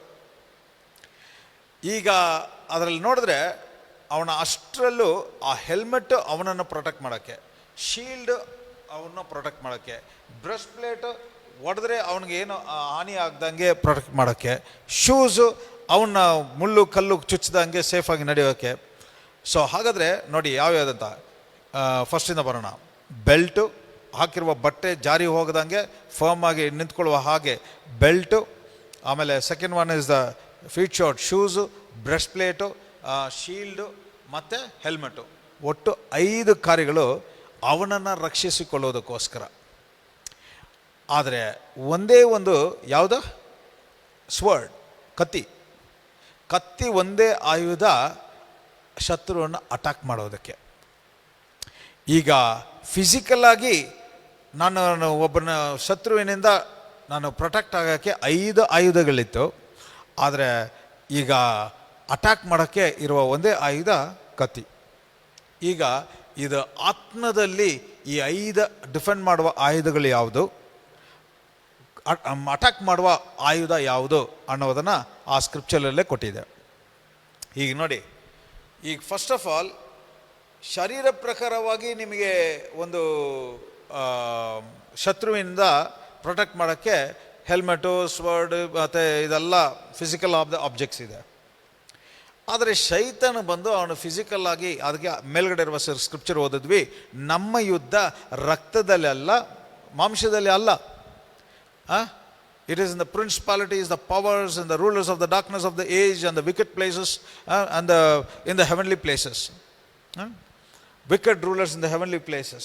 ಅಂದರೆ ನಮ್ಮ ಯುದ್ಧ ಎಲ್ಲ ಕಾಣದೇ ಇರುವ ರೆಲಮಲ್ಲಿ, ಅಂಧಕಾರ ಒಂದು ಅಟ್ಮಾಸ್ಫಿಯರಲ್ಲಿ, ಶರೀರ ಪ್ರಕಾರವಾಗಿ ನಮ್ಮ ಹೋರಾಟ ಇಲ್ಲವೇ ಇಲ್ಲ. ಫಿಸಿಕಲ್ ಆಗಿ ನಾವು ಹೋರಾಡುವ ರೀತಿಯಲ್ಲಿ ನಮ್ಮನ್ನು ಡಿಸೈನ್ ಮಾಡಿಲ್ಲ. ಸೊ ಹಾಗಾದರೆ ಈಗ ಶರೀರದಲ್ಲಿ ಎಲ್ಲ it is just the reflection of the spirit ಅನ್ನುವ ಒಂದು ಸತ್ಯ ನಿಮ್ಮ ಎಲ್ಲರಿಗೂ ಈಗ ಚೆನ್ನಾಗಿ ಅರ್ಥ ಆಗಿರಬೇಕು. ಸೊ ಹಾಗಾದರೆ ಈಗ ನಾವು ಎಲ್ಲಿ ಪ್ರೊಟೆಕ್ಟ್ ಮಾಡಬೇಕು ಅಂದರೆ, ನಿಮ್ಮ ಶರೀರದಲ್ಲೇ ಒಂದು ಸಮಸ್ಯೆ ಇದ್ದರೂ ಕೂಡ ನಿಮಗೆ ಪ್ರೊಟೆಕ್ಷನ್ ಎಲ್ಲಿ ಬೇಕಾಗಿದೆ ಅಂದರೆ, ಆ ಸ್ಪಿರಿಟ್ ಮ್ಯಾನ್ಗೆ ಪ್ರೊಟೆಕ್ಟ್ ಮಾಡಿ ಅವನು ನಿರ್ಮೂಲ ಮಾಡುವಾಗ ಈ ಶರೀರ ಸರಿ ಹೋಗ್ಬಿಡುತ್ತೆ. ಸೊ ಹಾಗಾದರೆ ನಿಮಗೆ ಶರೀರದಲ್ಲಿ ಒಂದು ಬದಲಾವಣೆ ಉಂಟಾಗಬೇಕು, ನಿಮ್ಮ ಶರೀರದಲ್ಲಿ ಒಂದು ಬಿಡುಗಡೆ ಬರಬೇಕು ಅಂದರೆ ನೀವು ಶರೀರದಲ್ಲಿ ಫೋಕಸ್ ಮಾಡೋರಲ್ಲ, ಅದನ್ನೇ ರಕ್ತದಲ್ಲ ಮಾಂಸದಲ್ಲಿ ಅಲ್ಲ ಅಂತ ಹೇಳುವ ಕಾರ್ಯ. ಹಾಗಾದರೆ ಎಲ್ಲಿ ಫೋಕಸ್ ಮಾಡಬೇಕಂದ್ರೆ ಆತ್ಮದಲ್ಲಿ ಫೋಕಸ್ ಮಾಡಬೇಕು. ಸೊ ಹಾಗಾದರೆ ಈಗ ಹೇಳ್ತೀನಿ, ಈಗ ಎಲ್ಲಿ ಈವನ್ ಇನ್ ದ ಸ್ಪಿರಿಟ್ ಯಾವ ಭಾಗ, ಇವತ್ತು ಮನುಷ್ಯ ಸ್ಪಿರಿಟ್ ಸೋಲ್ ಬಾಡಿ ಆಗಿದ್ದಾನೆ, ಆತ್ಮ ಪ್ರಾಣ ಶರೀರ. ಈ ಆಯುಧ, ಈ ವೆಪನ್ ಎಲ್ಲಿ ಉಪಯೋಗಿಸೋದು? ಸ್ಪಿರಿಟಲ್ಲಿ ಉಪಯೋಗಿಸೋದಾ, ಸೋಲಲ್ಲಿ ಉಪಯೋಗಿಸೋದಾ, ಇಲ್ಲ ಬಾಡಿಯಲ್ಲಿ ಉಪಯೋಗಿಸೋದಾ? ಬಾಡಿಯಲ್ಲಿ ಇಲ್ಲ ಅಂತ ನಾನು ಹೇಳಿದೆ. ಬಾಡಿ ಅನ್ನೋದು ಫ್ಲಶ್. ಸೊ ಈಗ ಬಾಡಿ ಯಾವುದ್ರ ಮೇಲೆ, ಯಾವುದ್ರ ರಿಫ್ಲೆಕ್ಷನಲ್ಲಿದೆ ಅಂದರೆ ಇಟ್ ಇಸ್ ಇನ್ ದ ಸೋಲ್. ಸೋಲ್, ನಿಮ್ಮ ಪ್ರಾಣ, ನಿಮ್ಮ ಮನಸ್ಸು, ನಿಮ್ಮ ಹೃದಯ ಯಾವ ರೀತಿ ಇದೆಯೋ ಅದರ ಪ್ರತಿಬಿಂಬನೇ ನಿಮ್ಮ ಶರೀರ. ಸೊ ಹಾಗಾದರೆ ಈ ಆಯುಧಗಳು, ಸ್ವರ್ಡ್, ಇದೆಲ್ಲ ಎಲ್ಲಿ ಉಪಯೋಗಿಸುವಂಥದ್ದಂದರೆ ಇಟ್ ಈಸ್ ಇನ್ ಯೋರ್ ಸೋಲ್, ನಿಮ್ಮ ಪ್ರಾಣದಲ್ಲಿ. ಸೊ ಈಗ ಒಂದೊಂದಾಗಿ ಹೇಳ್ತೀನಿ ಇದರ ಅರ್ಥ ಏನು ಅಂತ. First one says the belt of truth. Belt of truth. Belt ಏನಕ್ಕಂದರೆ ನಿಮ್ಮ ಬಟ್ಟೆ ಅದು ಅಷ್ಟು heavy, usually the military dress ಇದರಲ್ಲಿ ಹಾಕೋ ನೋಡಿ, ಇಟ್ಸ್ ಹೆವಿ. ಅದು ಮಳೆ ಗಾಳಿ ಎಂಥದ್ದು ಬಂದರೂ ಅಷ್ಟೊಂದು ಪ್ರೊಟೆಕ್ಟ್ ಮಾಡುವಂಥದ್ದು. ಈಗ ಅದು ಫರ್ಮ್ ಆಗಿ ನಿಮ್ಮ ಮೈಯಲ್ಲಿ ನಿಲ್ಲಬೇಕಂದ್ರೆ ಕರೆಕ್ಟಾಗಿ ಆ ಬೆಲ್ಟ್ ಇಟ್ಕೊಂಡಿರಬೇಕು. ಬೆಲ್ಟ್ ಮಾತ್ರ ಸರಿ ಇಲ್ಲ ಅಂದರೆ ನೀವು ಅದು ಸ್ಟಿಫಾಗಿ ನಿಲ್ಲೋಲಿಲ್ಲ, ನೀವು ಚೆನ್ನಾಗಿ ನಡೆಯೋಕ್ಕಾಗಲ್ಲ, ಓಡಾಡೋಕ್ಕಾಗಲ್ಲ, ಅದು ಡಿಸ್ಕಂಫರ್ಟ್ ಆಗಿರುತ್ತೆ. ಅದರಂತೆ ಇವತ್ತು ಆತ್ಮದಲ್ಲಿ ಇದು ಯಾವ ಕಾರ್ಯವನ್ನು ಹೇಳ್ತಾ ಇದೆ ಅಂತ ಹೇಳಿದ್ರೆ, the belt of truth is belt of truth. ಸತ್ಯವೇ ಆ ಬೆಲ್ಟ್. ಆತ್ಮದಲ್ಲಿ ಸತ್ಯವು ನಿಮ್ಮನ್ನು ಹಿಡ್ಕೊಂಡಿದ್ರೆ, ಸತ್ಯ ಇದು ಇಷ್ಟೊತ್ತು ಇವಾಗ ನಾನು ಏನು ಹೇಳ್ತಾ ಇದ್ದೀನಿ ಅಂದರೆ, ನೀವು ಹೋದ ವಾರ ಮಾತಾಡಿದ ಕಾರಣಗಳಿಗೆ ಉತ್ತರವನ್ನು ಹೇಳ್ತಾ ಇದ್ದೀನಿ. ಈಗ ನಾನು ಹೇಳಿದೆ, ಸೈತಾನ ನಿಮ್ಮನ್ನು ಟಾರ್ಗೆಟ್ ಮಾಡೋದು ನಿಮ್ಮ ಗುರುತನ್ನು, ನಿಮಗೆ ಸುಳ್ಳಾದ ಗುರುತನ್ನು ಹೇಳಿ ಸತ್ಯ ಅಂತ ನಂಬಿಸೋದು. ಸೊ ಹಾಗಾದರೆ ಮೊದಲನೇ ವೆಪನ್ ಬೆಲ್ಟ್ ಆಫ್ ಟ್ರೂತ್ ಅನ್ನೋದು, if you know that your identity, ನಿಮ್ಮ ಸತ್ಯವಾದ ಗುರುತು ಏನು ಅಂತ ದೃಢವಾಗಿದ್ದರೆ ಈಗ ಬೆಲ್ಟ್ ಸರಿಯಾಗಿದೆ ಅಂತ ಅರ್ಥ. ಮೈ identity is in Christ Jesus. ತಂದೆ ಆದ ದೇವರೇ ನನ್ನ ತಂದೆ, ಲೋಕದಲ್ಲಿರುವವನಿಗಿಂತಲೂ ನನ್ನಲ್ಲಿರುವವರು ದೊಡ್ಡವನು ಎಂಬುವ ನಿಶ್ಚಯ, ನಂಬಿಕೆ ಎಷ್ಟು ದೃಢವಾಗಿದೆಯೋ ಈಗ ಸತ್ಯ ಎಂಬುವ ಬೆಲ್ಟ್ ಪರ್ಫೆಕ್ಟ್ ಆಗಿದೆ ಅಂತ ಅರ್ಥ. ಸೊ ಹಾಗಾದರೆ ನನ್ನ ಗುರುತು ಕರೆಕ್ಟಾಗಿದ್ದರೆ ಸತ್ಯದಲ್ಲಿದ್ದೀನಿ, ಸರಿಯಾದ ಸತ್ಯದಲ್ಲಿ ಇರುವಾಗ ನಿಮ್ಮ ಗುರುತು ಸರಿಯಾಗಿದೆ ಅಂತ ಅರ್ಥ. This is the first point. ಈಗ ಸತ್ಯ ಸರಿಯಾಗಿರುವಾಗ ನಾನು ಹೇಳಿದೆ, ಇದು ನಿಮ್ಮ ಸೋಲ್, ನಿಮ್ಮ ಪ್ರಾಣವನ್ನು ಯಾವ ರೀತಿ ಪ್ರೊಟೆಕ್ಟ್ ಮಾಡುತ್ತೆ. ಸೊ ಸತ್ಯ ಏನು ಪ್ರೊಟೆಕ್ಟ್ ಮಾಡ್ತಾ ಇದೆ ಅಂದರೆ, first thing is it guards you from the deceptions in your mind. ನಿಮ್ಮ ಮನಸ್ಸಲ್ಲಿ ಉಂಟಾಗುವ ವಂಚನೆಯ ಆಲೋಚನೆಗಳನ್ನು ತಡೆಯುತ್ತಂತೆ. So the belt of truth ಅನ್ನೋದು ಏನು ಮಾಡುತ್ತೆ ಅಂದರೆ, it guards your mind from all deception. ನಿಮ್ಮನ್ನು ಯಾಮಾರಿಸುವ ಆಲೋಚನೆಗಳು, ನಿಮ್ಮನ್ನು ವಂಚಿಸುವ ಆಲೋಚನೆಗಳನ್ನು ತಡೆ ಮಾಡುತ್ತೆ. ಯಾಕಂದರೆ ಸತ್ಯವನ್ನು ತಿಳಿಯಿರಿ, ಸತ್ಯ ನಿಮ್ಮನ್ನು ಬಿಡುಗಡೆ ಮಾಡುತ್ತೆ. ಸತ್ಯ ಇರುವ ಜಾಗದಲ್ಲಿ ಶೈತನ ವಂಚನೆಗಳು ಬೀಳುವುದಿಲ್ಲ. ಸೊ ಹಾಗಾದರೆ belt of truth is to guard your mind. ಈಗ ನಾನು ಹೇಳ್ತಾ ಇರುವ ಒಂದೊಂದು ಕಾರ್ಯಗಳು ತುಂಬ ಗಮನವಾಗಿ ಕೇಳಿ. ಬೆಲ್ಟ್ ಆಫ್ ಟ್ರೂತ್ ಅಂತ ಯಾವಾಗೆಲ್ಲ ಇಂಥ ಸತ್ಯವನ್ನು ಕೇಳ್ತಾ ಇದ್ದೀರೋ, ಈ ಸತ್ಯದ ಆತ್ಮ ನಿಮ್ಮ ಮೈಂಡನ್ನು ವಂಚನೆಯೊಳಗೆ ಬೀಳದ ಹಾಗೆ, ಯಾಮಾರದ ಹಾಗೆ ನಿಮ್ಮ ಮನಸ್ಸನ್ನು ಕ್ರಿಸ್ತನ ಮನಸ್ಸಿನಲ್ಲೇ ಇಟ್ಟಿರೋದಂತೆ. ಎರಡನೇದು ಬ್ರೆಸ್ಟ್ ಪ್ಲೇಟ್ ಆಫ್ ರೈಚಸ್ನೆಸ್ ಅಂತ ಹೇಳಿದ್ರೆ, ಬ್ರೆಸ್ಟ್ ಪ್ಲೇಟ್ ಏನಕ್ಕೆ? ಶತ್ರು ಬಂದು ಹೊಡೆದ್ರೂ ಕೂಡ ಹಾನಿಯಾಗಬಾರ್ದು. ಸೊ ಅದರಂತೆ ಬ್ರೆಸ್ಟ್ ಪ್ಲೇಟ್ ಆಫ್ ರೈಚಸ್ನೆಸ್ ಅಂತ ಹೇಳಿದ್ರೆ, ದೇವರ ಮುಂದೆ ನೀತಿವಂತನಾಗಿ, ಒಂದು ರೈಟ್ ಸ್ಟ್ಯಾಂಡಿಂಗ್ ವಿತ್ ಗಾಡ್, ದೇವರ ಮುಂದೆ ನಿಂತ್ಕೊಳ್ಳೋಕ್ಕೆ ಅರ್ಹತೆ, ದೇವರ ಮುಂದೆ ನಿಂತ್ಕೊಳ್ಳೋಕ್ಕೆ ಇರಬೇಕಾಗಿರುವ ಒಂದು ಕ್ವಾಲಿಫಿಕೇಷನ್. ಇದು ನನ್ನ ಗುರುತು ಯೇಸು ಕ್ರಿಸ್ತನಲ್ಲಿ ಇರೋದ್ರಿಂದ, ಅಂದರೆ ದ ಬೆಲ್ಟ್ ಆಫ್ ಟ್ರೂತ್ ಎನ್ನುವುದು ಸರಿಯಾಗಿದ್ದರೆ, ಇಲ್ಲಿ ಬ್ರೆಸ್ಟ್ ಪ್ಲೇಟ್ ಆಫ್ ರೈಚಸ್ನೆಸ್ ಎಂಬುದು ಕೂಡ ಸರಿಯಾಗಿರುತ್ತೆ. ಇದು ಏನನ್ನು ಪ್ರೊಟೆಕ್ಟ್ ಮಾಡ್ತಾ ಇದೆ ಅಂತ ಹೇಳಿದ್ರೆ, ನಿಮ್ಮ ಹೃದಯವನ್ನು ಪ್ರೊಟೆಕ್ಟ್ ಮಾಡ್ತಾ ಇದೆ. It protects your heart from condemnation, guilt conscious. ಯಾವಾಗೆಲ್ಲ ಒಂದು ತಪ್ಪು ಮಾಡಿಬಿಟ್ಟೆ, ಪಾಪ ಮಾಡಿಬಿಟ್ಟೆ ಅಂತ ಶೈತಾನ ಅಕ್ಯೂಸ್ ಮಾಡುವಾಗೆಲ್ಲ, ನಾನು ನೀತಿವಂತ, ನಾನು ಮಾಡಿರುವ ಕಾರ್ಯಗಳಿಂದ ನೀತಿವಂತ ಅಲ್ಲ, ನನ್ನ ಗುರುತು ಯೇಸು ಕ್ರಿಸ್ತನಲ್ಲಿ ಇರೋದ್ರಿಂದ ಆತನ ನೀತಿ ನನ್ನ ನೀತಿಯಾಗಿದೆ, ಆತನ ಪರಿಶುದ್ಧತೆ ನನ್ನ ಪರಿಶುದ್ಧತೆ ಆಗಿದೆ. ಆದ್ದರಿಂದ ಆ ಬ್ರೆಸ್ಟ್ ಪ್ಲೇಟ್ ಆಫ್ ರೈಚಸ್ನೆಸ್ ಈಗೇನು ಮಾಡ್ತಾ ಇದೆ, ನನ್ನ ಹೃದಯವನ್ನು ಪ್ರೊಟೆಕ್ಟ್ ಮಾಡ್ತಾ ಇದೆ. ಯಾವ ಒಂದು ಅಕ್ಯೂಸೇಷನ್ ನಿಮ್ಮ first one belt of truth ಅನ್ನೋದು ನಿಮ್ಮ ಮೈಂಡನ್ನು ಗಾರ್ಡ್ ಮಾಡ್ತಾ ಇದೆ. ಬ್ಲೆಸ್ ಪ್ಲೇಟ್ ಆಫ್ ರೈಚಸ್ನೆಸ್ ಅನ್ನೋದು ನಿಮ್ಮ ಹೃದಯವನ್ನು, ನಿಮ್ಮ ಒಳಗೆಯಿಂದ ಯಾವ ಒಂದು ತಪ್ಪಾದ ಭಾವನೆಗಳು, ತಪ್ಪಿಸ್ತತೆ, ಗಿಲ್ಟ್ ಕಾನ್ಷಿಯಸ್, ನಾನು ಇದಕ್ಕೆ ಪಾತ್ರನಲ್ಲ ಅನ್ನುವ ಕಾರ್ಯಗಳಿಂದ ನಿಮ್ಮನ್ನು ರಕ್ಷಿಸುವುದು. ಮೂರನೇದು ಏನಂತ ಹೇಳಿದ್ರೆ, ದ ಶೂಸ್ ಆಫ್ ಪೀಸ್.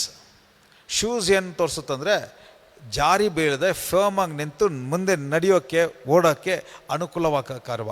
ಹಾಗಾದರೆ ನಿಮಗೆ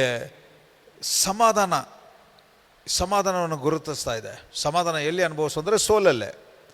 ಸೊ ಹಾಗಾದರೆ ನಿಮ್ಮ ಗುರುತು ಯೇಸು ಕ್ರಿಸ್ತನಲ್ಲಿ ಇರುವಾಗ ನಿಮ್ಮ ಮೈಂಡ್ ಸರಿಯಾಗಿದೆ, ನಿಮ್ಮ ಬ್ರೆಸ್ಟ್ ಪ್ಲೇಟ್ ಆಫ್ ರೈಚಸ್ನೆಸ್, ನಿಮ್ಮ ಹೃದಯಕ್ಕೆ ಯಾವ ಕಂಡಮ್ನೇಷನಲ್ಲಿ, ಒಂದು ತಪ್ಪು ಭಾವನೆಯಲ್ಲಿ ಇಲ್ಲದೆ ಇರುವಾಗ, ಮೂರನೇದು ಈಗ ನೀವು ಹಾಕ್ಕೊಂಡಿರುವ ಫೀಟ್ ಶೋರ್ಡ್ ಆಫ್ ಪೀಸ್, ಸಮಾಧಾನ ನಿಮ್ಮನ್ನು ನೆಲೆಯಾಗಿ ನಡೆಸುತ್ತೆ. ದ ಶೂಸ್ ಆಫ್ ಪೀಸ್ ಅಂದರೆ ಏನರ್ಥ?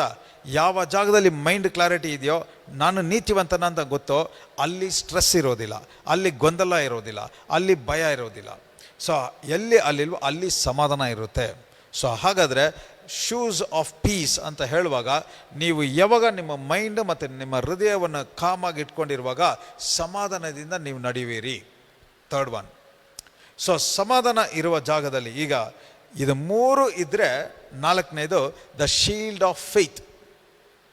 ಶೀಲ್ಡ್ ಅನ್ನೋದು ಯಾವುದನ್ನು ಪ್ರೊಟೆಕ್ಟ್ ಮಾಡುತ್ತೆ? Shield of faith. Shield itself is to defend. So it is defending your faith. ಅಂದರೆ ಡಿಫೆಂಡಿಂಗ್ ಏನಿಂದ? ಭಯದಿಂದ. ಯಾವ ಪರಿಸ್ಥಿತಿ ನಿಮಿತ್ತವಾಗಿ ಭಯಕ್ಕೆ ನೀವು ಸರೆಂಡರ್ ಆಗುವ ಮೋಡಲ್ಲಿ ಇರುವಾಗ, ಈ ಶೀಲ್ಡ್ ಆಫ್ ಫೇತ್ ಅನ್ನೋದು, ಇಲ್ಲ ನೀನು ಭಯಕ್ಕೆ ಬೀಳುವನಲ್ಲ, ಭಯಕ್ಕೆ ವಿರುದ್ಧವಾಗಿರುವ ನಂಬಿಕೆ, ಧೈರ್ಯದಲ್ಲಿರುವವನು ಅಂತ ತಟ್ಟಿ ಎಬ್ಬರಿಸುವಂಥ ಕಾರ್ಯ. ಸೊ ಹಾಗಾದರೆ ನೀವು ಯಾವಾಗ ನಿಮ್ಮ ಗುರುತು ಯೇಸು ಕ್ರಿಸ್ತನಲ್ಲಿದೆಯೋ, ನಿಮ್ಮ ಮೈಂಡ್ ಸರಿಯಾಗಿರುತ್ತೆ. ಬ್ರೆಸ್ಟ್ ಪ್ಲೇಟ್ ಆಫ್ ರೈಚಸ್ನೆಸ್ ಅನ್ನೋದು ಹೃದಯ ನೀತಿವಂತನಾಗಿ ದೇವರ ಬಳಿಯಲ್ಲಿ ಸರಿಯಾಗಿದ್ದೀನಿ ಅನ್ನಿಸ್ತದೆ. ಫೀಟ್ ಶೋರ್ಡ್ ಆಫ್ ಪೀಸ್, ಸಮಾಧಾನದಲ್ಲಿ ನಿಮ್ಮ ನೆಲೆಯಾಗಿರುವಾಗ. ನಾಲ್ಕನೇದು ದ ಶೀಲ್ಡ್ ಆಫ್ ಫೇತ್ ಅನ್ನೋದು ಎಂಥ ಭಯದ ಕಾರ್ಯದಲ್ಲಿ ನೀವು ಬೀಳದ ಹಾಗೆ ನಂಬಿಕೆ ನಿಮ್ಮನ್ನು ತಟ್ಟಿ ಎಬ್ಬರಿಸುವುದು. So shield of faith guards you from surrendering to fear. ಭಯ ನಿಮ್ಮನ್ನು ಡಾಮಿನೇಟ್ ಮಾಡದ ಹಾಗೆ, ಭಯ ನಿಮ್ಮನ್ನು ಆಳ್ವಿಕೆ ಮಾಡದ ಹಾಗೆ ನಂಬಿಕೆ, ಧೈರ್ಯ ನಿಮ್ಮನ್ನು ಡಿಫೆಂಡ್ ಮಾಡುವುದು. ಯೇಸುವಿನ ನಾಮದಲ್ಲಿ 5ನೇದು ಯಾವುದಂದರೆ helmet of salvation. Helmet of salvation ಯಾವುದಂತ ಹೇಳಿದ್ರೆ, ಫಸ್ಟಿಂದ ಬರೋಣ. ಬೆಲ್ಟ್ ಆಫ್ ಟ್ರೂತ್, ನಿಮ್ಮ ಮೈಂಡ್ ಪ್ರೊಟೆಕ್ಟ್ ಮಾಡೋದು. ಬ್ರೆಸ್ಟ್ ಪ್ಲೇಟ್ ಆಫ್ ರೈಟಸ್ನೆಸ್, ನಿಮ್ಮ ಹೃದಯವನ್ನು ಯಾವ ಒಂದು ಕಂಡಮ್ನೇಷನ್ ಇಲ್ಲದೆ, ಗಿಲ್ಟ್ ಕಾನ್ಷಿಯಸ್ನೆಸ್ ಇಲ್ಲದೆ ಪ್ರೊಟೆಕ್ಟ್ ಮಾಡೋದು. ಫೀಟ್ ಶೋರ್ಡ್ ಆಫ್ ಪೀಸ್, ನಿಮ್ಮ ಪಾದಗಳ ರಕ್ಷೆಗಳು ಇದು ಒಂದು ಎರಡು ಸರಿಯಾಗಿದ್ದರೆ ನೀವು ಸಮಾಧಾನದಲ್ಲಿ ಇರುವಿರಿ. 4ನೇದು ನಿಮ್ಮನ್ನು ಭಯದಲ್ಲಿ ಇರದ ಹಾಗೆ ಧೈರ್ಯವಾಗಿ ನಂಬಿಕೆಯಲ್ಲಿರುವುದು. 5ನೇದು ರಕ್ಷಣೆ, ಹೆಲ್ಮೆಟ್ ಆಫ್ ಸಾಲ್ವೇಷನ್. ಹೆಲ್ಮೆಟ್ ಅನ್ನೋದು ಏನಂತ ಹೇಳಿದ್ರೆ, ಯಾವಾಗ ಈ ಫಸ್ಟ್ 4 ಕಾರ್ಯಗಳ ಕ್ರಮವಾಗಿರುವಾಗ ಈಗ ನಿಮ್ಮ ಮೈಂಡ್, ಯಾವ brain cells, helmet of salvation ಅನ್ನೋದು ಹೆಡ್ ಅನ್ನೋದ್ರೆ ಯಾವುದಕ್ಕೆ ಅಂದರೆ, ಹೆಡ್ಡಲ್ಲಿ ಏನಿದೆ, ಬ್ರೈನ್ ಇದೆ. ಯಾವ brain cell is now under full clarity. So mind com ಆಗಿದೆ, ನಾನು ನೀತಿವಂತ, ನನ್ನಲ್ಲಿ ಸಮಾಧಾನ ಇದೆ, ನನಗೆ ಭಯ ಇಲ್ಲ, ಧೈರ್ಯವಾಗಿದ್ದೀನಿ. ಈ ರೀತಿಯಾಗಿರುವಾಗ ನಿಮ್ಮ ಆಲೋಚನೆಗಳು ಯಾವ ರೀತಿ ಇರೋದಂತ ಯೋಚನೆ ಮಾಡಿ ನೋಡಿ. Helmet of salvation is now aligning you to right thinking. ನಿಮ್ಮ ಬೇಡದೇ ಇರುವ ಆಲೋಚನೆಗಳಿಂದ ಬರದ ಹಾಗೆ ಈಗ ದೇವರ ಉದ್ದೇಶದ ಪ್ರಕಾರ ಆಲೋಚನೆ ಮಾಡಿಸುವ ಕಾರ್ಯನೇ ರಕ್ಷಣೆ. Helmet of salvation guards your entire thought process. ನೀವು ಆಲೋಚನೆ ಮಾಡುವ ರೀತಿ, ನೀವು ನೋಡುವ ರೀತಿ, ನೀವು ಮಾತಾಡುವ ರೀತಿನ ಬದಲಾಯಿಸುವ ಕಾರ್ಯನೇ helmet of salvation. Entire thought process, ಆ ಸ್ಟ್ರಕ್ಚರ್ನೇ ಅಲೈನ್ ಮಾಡುವ ಕಾರ್ಯ ಸ್ಟ್ರಕ್ಚರ್ ಸಾಲ್ವೇಷನ್. ಸೊ ಈಗ ನಾನು ಹೇಳ್ತೀನಿ ನೋಡಿ, ನನ್ನ ಮೈಂಡ್ ಕಾಮ್ ಆಗಿದೆ, ನನ್ನ righteousness, the breastplate of righteousness, ದೇವರ ಮುಂದೆ ನನ್ನ ಹೃದಯ, ನಾನು ಸರಿಯಾಗಿದ್ದೀನಿ ಯೇಸು ಕ್ರಿಸ್ತನಲ್ಲಿ, ಯೇಸು ಕ್ರಿಸ್ತನ್ ನನ್ನಲ್ಲಿ ಇರೋದ್ರಿಂದ ನಾನು ಸರಿಯಾಗಿದ್ದೀನಿ ಎಂಬುವ ತಿಳುವಳಿಕೆ, ಅದರಿಂದ ನನಗೆ ಸಮಾಧಾನ ಉಂಟಾಗಿದೆ. ಸಮಾಧಾನ ಇರುವ ಕಡೆಯಿಂದ ನನ್ನನ್ನು ಭಯ ಒಳಗಡೆ ಬರದ ಹಾಗೆ ನನ್ನ ನಂಬಿಕೆ ನನ್ನನ್ನು ದೃಢವಾಗಿ ನೆನೆಸ್ತಾ ಇದೆ. 5ನೇದು, ಈ 4 ಕಾರ್ಯಗಳು ಸರಿಯಾಗಿರೋದ್ರಿಂದ ನನ್ನ ಆಲೋಚನೆಯ ಪ್ರಾಸೆಸ್, ಮೈ ಥಾಟ್ ಪ್ರಾಸೆಸ್, ನಾನು ನೋಡುವ ರೀತಿ ಎಲ್ಲ ಹೆಲ್ಮೆಟ್ ಆಫ್ ಸಾಲ್ವೇಷನ್ ರಕ್ಷಣೆಯ ಮೂಲಕ ಪರಿಪೂರ್ಣವಾಗಿದೆ. ಈಗ ಈ 5 ಕಾರ್ಯ ಪರ್ಫೆಕ್ಟಾಗಿರುವಾಗ 6ನೇ ಕಾರ್ಯ ಏನು ಗೊತ್ತಾ? The sword of the spirit. The sword of the spirit, ಆತ್ಮದ ಒಂದು ಕತ್ತಿ ಯಾವುದಂದರೆ ದೇವರ ವಾಕ್ಯ. ದೇವರ ವಾಕ್ಯವೇ ನಮಗಿರುವ ಒಂದೇ ಆಯುಧ. ದೇವರ ವಾಕ್ಯವನ್ನು ಕಳಿಸುವಾಗ, ಈಗ ನಾನು ಆ್ಯಕ್ಚುಲಿ ಇದರ ಈ 6 ಆಯುಧಗಳು ಹೇಳಿದೆ. The belt of truth, the breastplate of righteousness, the feet shod of peace, the shield of faith, the helmet of salvation and the sword of the spirit. 6 ಕಾರ್ಯಗಳನ್ನು ಹೇಳಿದೆ. 6ರಲ್ಲಿ 5 ನಮ್ಮನ್ನು ಡಿಫೆಂಡ್ ಮಾಡೋಕ್ಕೆ, 1 ಮಾತ್ರ ಅಟ್ಯಾಕ್ ಮಾಡೋಕ್ಕೆ. ಈಗ ಇದು ರಿವರ್ಸ್ ಆರ್ಡರಲ್ಲಿ ನೋಡಬೇಕಾಗಿದೆ ನಾವು. ಯಾವ ರೀತಿ ಅಂತ ಹೇಳಿದ್ರೆ, ನಾನು ಯಾವುದೋ ಯುದ್ಧಕ್ಕೆ ಹೋದರೆ ಯಾರು ಏನು ಎತ್ತ ಅಂತ ಗೊತ್ತಿಲ್ಲದೆ ಸುಮ್ಮನೆ ಚಾಕು ತೊಗೊಂಡು ಹೋಗಿ ಹೊಡೆಯೋದಲ್ಲ. ಹೊಡೆಯೋಕ್ಕೆ ಮುಂಚೆ ಆಪೋಸಿಷನ್ ಬಗ್ಗೆ ತಿಳಿದು, ಅವರ ಆ ಎನ್ವೈರ್ನ್ಮೆಂಟ್ ಹೆಂಗೆ, ಅವ್ರ ಜೊತೆ ಎಷ್ಟು ಜನ ಇದ್ದಾರೆ, ಅವ್ರು ಎಷ್ಟು ಸ್ಟ್ರಾಂಗ್ ಆಗಿದ್ದಾರೆ, ಅವ್ರನ್ನ ನಾನು ಹೋದರೆ ನಾನು ಬೀಳ್ಸೋಕ್ಕಾಗುತ್ತಾ, ಜಯ ಗೆಲ್ಸೋಕ್ಕಾಗುತ್ತಾ ಅನ್ನುವ ಒಂದು ಕಾರ್ಯವನ್ನೆಲ್ಲ ನಾನು ರಿಸರ್ಚ್ ಮಾಡಬೇಕು. ಈಗ ಈ ರಿಸರ್ಚ್ ಮಾಡುವ ಕಾರ್ಯ ಎಲ್ಲಂದರೆ ನಿಮ್ಮ ಸೋಲಲ್ಲಿ, ನಿಮ್ಮ ಪ್ರಾಣದಲ್ಲಿ. ಸೊ ಹಾಗಾದರೆ ಇವತ್ತು ಯಾಕೆ ನಿಮ್ಮ ಬಾಯಿಂದ ಬರುವ ಮಾತು ಅದು ದೇವರ ವಾಕ್ಯವಾಗಿದ್ದರೂ ಕೂಡ, ಫಾರ್ ಎಕ್ಸಾಂಪಲ್, ಯೇಸುವಿನ ನಾಮದಲ್ಲಿ ಶೈತಾನೆ ಬಿಟ್ಟು ಹೋಗು, ಯೇಸುವಿನ ನಾಮದಲ್ಲಿ ಕಾಯಿಲೆ ಆರೋಗ್ಯವಾಗು, ಯೇಸುವಿನ ನಾಮದಲ್ಲಿ ದರಿದ್ರ ನಿರ್ಮೂಲ ಆಗು ಅಂತ ಹೇಳಿದ್ರೆ ಯಾಕೆ ಕಾರ್ಯ ನಡೀತಾ ಇಲ್ಲ? ಆ್ಯಕ್ಚುಲಿ ಇದೇ sword, this is the sword of the spirit. ಯೇಸುವಿನ ನಾಮದಲ್ಲಿ ಅಶುದ್ಧ ಆತ್ಮ ಈ ಶರೀರವನ್ನು ಬಿಟ್ಟು ಹೋಗು ಅಂದ ಕೂಡಲೇ ಹೋಗಬೇಕು, ಆದರೆ ಹೋಗ್ತಾ ಇಲ್ಲ.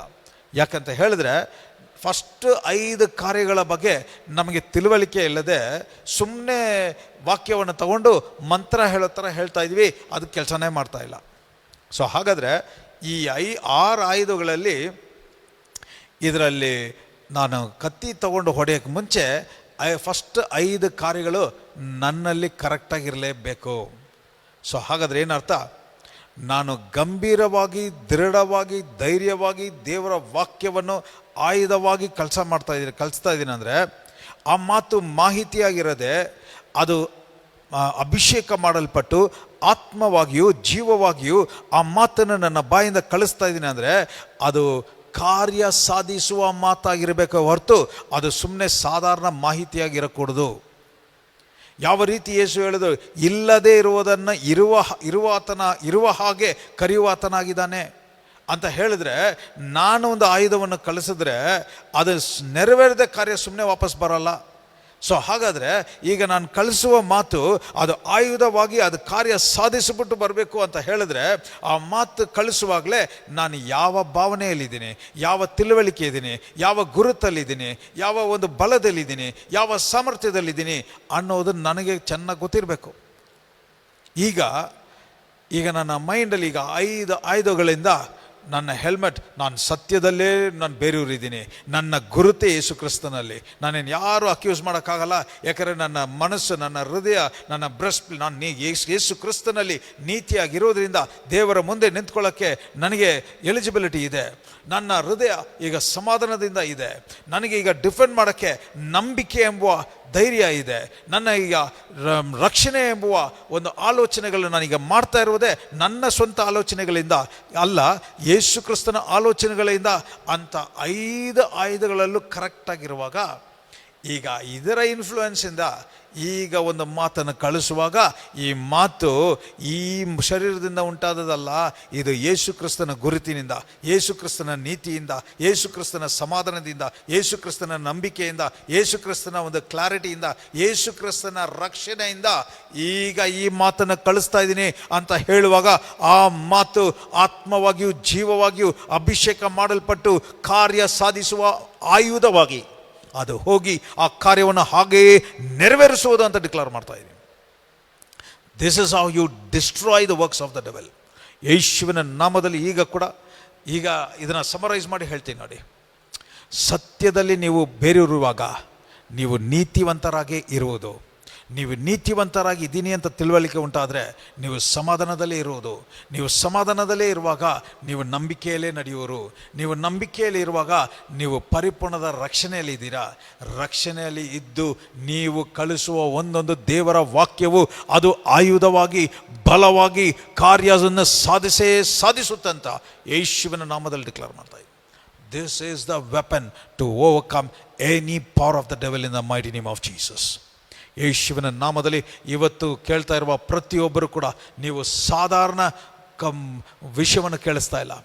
ನೀವು ಆತ್ಮದಲ್ಲಿ ಬಲಶಾಲಿಗಳು, ಆತ್ಮದಲ್ಲಿ ದೇವರ ಸಾಮರ್ಥ್ಯದಿಂದ ತುಂಬಿರೋರು, ದೇವರ ಶಕ್ತಿಯಿಂದ ತುಂಬಿರುವವರು, ದೇವರ ಆಯುಧಗಳನ್ನು ಹೊಂದಿಕೊಂಡಿರುವವರು. ಯೇಸುವಿನ ನಾಮದಲ್ಲಿ ಈಗ ದೃಢವಾಗಿ ಧೈರ್ಯವಾಗಿ ನಂಬಿಕೆಯಿಂದ ಹೇಳಿ, ನೀವು ಲೋಕದಲ್ಲಿ ಇರುವವನಿಗಿಂತಲೂ ನನ್ನಲ್ಲಿರುವವನು ದೊಡ್ಡವನು, ನನ್ನಲ್ಲಿರುವವನು ನನಗೆ ಎಲ್ಲ ಆಯುಧಗಳಿಂದ ರಕ್ಷಣೆ ಮಾಡಿದ್ದಾನೆ.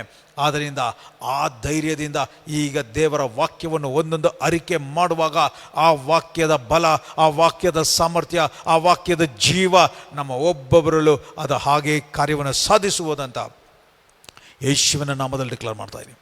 ಇವತ್ತಿನ ಸತ್ಯ ನೀವು ಒಂದು 2 ಸರಿ 3 ಸರಿ ಕೇಳಿ, ಇನ್ನೊಂದು ಸರಿ ಯಾವ ಶೈತನ ವಂಚನೆಗೆ ಬೀಳೋದಿಲ್ಲ, ಯಾವ ಒಂದು ಯಾಮಾರಿಸುವುದಿಲ್ಲ, ಯಾವ ಒಂದು ತಂತ್ರಗಳಿಗೆ ಬೀಳೋದಿಲ್ಲ.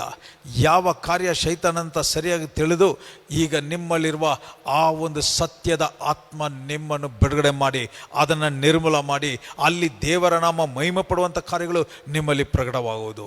ಯೇಸುವಿನ ನಾಮದಲ್ಲಿ ಈ ದಿನ ಕೂಡ ದೇವರ ಸತ್ಯದ ಮಾರ್ಗದಲ್ಲಿ ನಿಮ್ಮನ್ನು ನಡೆಸ್ತಾ ಇರೋದರಿಂದ, ಆ ಸತ್ಯದ ಫಲವಾಗಿರುವ ಯೇಸು ನಿಮ್ಮನ್ನು ಎಲ್ಲದರಲ್ಲೂ ಆತನೇ ಪ್ರಾಮುಖ್ಯವಾಗಿರೋದ್ರಿಂದ, ಆತನೇ ನಿಮ್ಮಲ್ಲಿ ನಿಮ್ಮ ಇರುವಿಕೆ ಇರುವುದರಿಂದ, ಆತನಲ್ಲೇ ನಿಮ್ಮ ಉಸಿರು ಇರುವುದರಿಂದ ಅವನ ಮಹಿಮೆ ನಿಮ್ಮ ಶರೀರದಲ್ಲಿ ಒಂದೊಂದು ದಿನನೂ ಮಾಂಸದಲ್ಲಿ ಪ್ರಕಟವಾಗುವುದಂತ ಯೇಸುವಿನ ನಾಮದಲ್ಲಿ ಡಿಕ್ಲೇರ್ ಮಾಡ್ತಾ ಇದ್ದೀನಿ. Be touch, be blessed, be drenched in God's glory in Jesus precious name I prayer. Amen, amen, amen. Praise the Lord. I think ದೇವರ ನಾಮ ಮಹಿಮೆ ಉಂಟಾಗಲಿ. ಇವತ್ತು ಕೂಡ ಇವತ್ತಿನ ಸತ್ಯವನ್ನು ಒಂದು 2 ಸರಿ 3 ಸರಿ ಪದೇ ಪದೇ ಕೇಳಿ.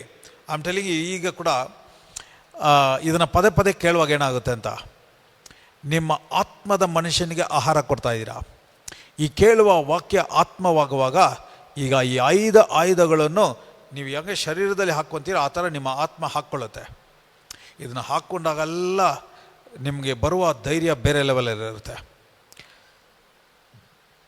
ಇವತ್ತು ನಾನು ನಿಮಗೆ ಟೆಸ್ಟಿಮನಿ ಶೇರ್ ಮಾಡಿದ್ದೀನಿ.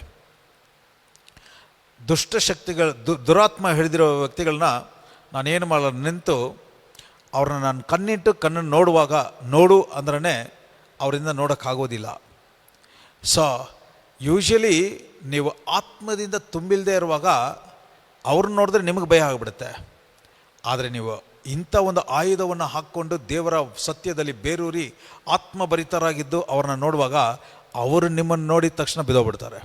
ಅವ್ರು ನಿಮ್ಮನ್ನು ನೋಡಿದ ತಕ್ಷಣ ಓಡೋಗ್ತಾರೆ. ಅನೇಕ ಟೆಸ್ಟಿಮನೀಸ್ ಇದೆ ಈ ಥರ.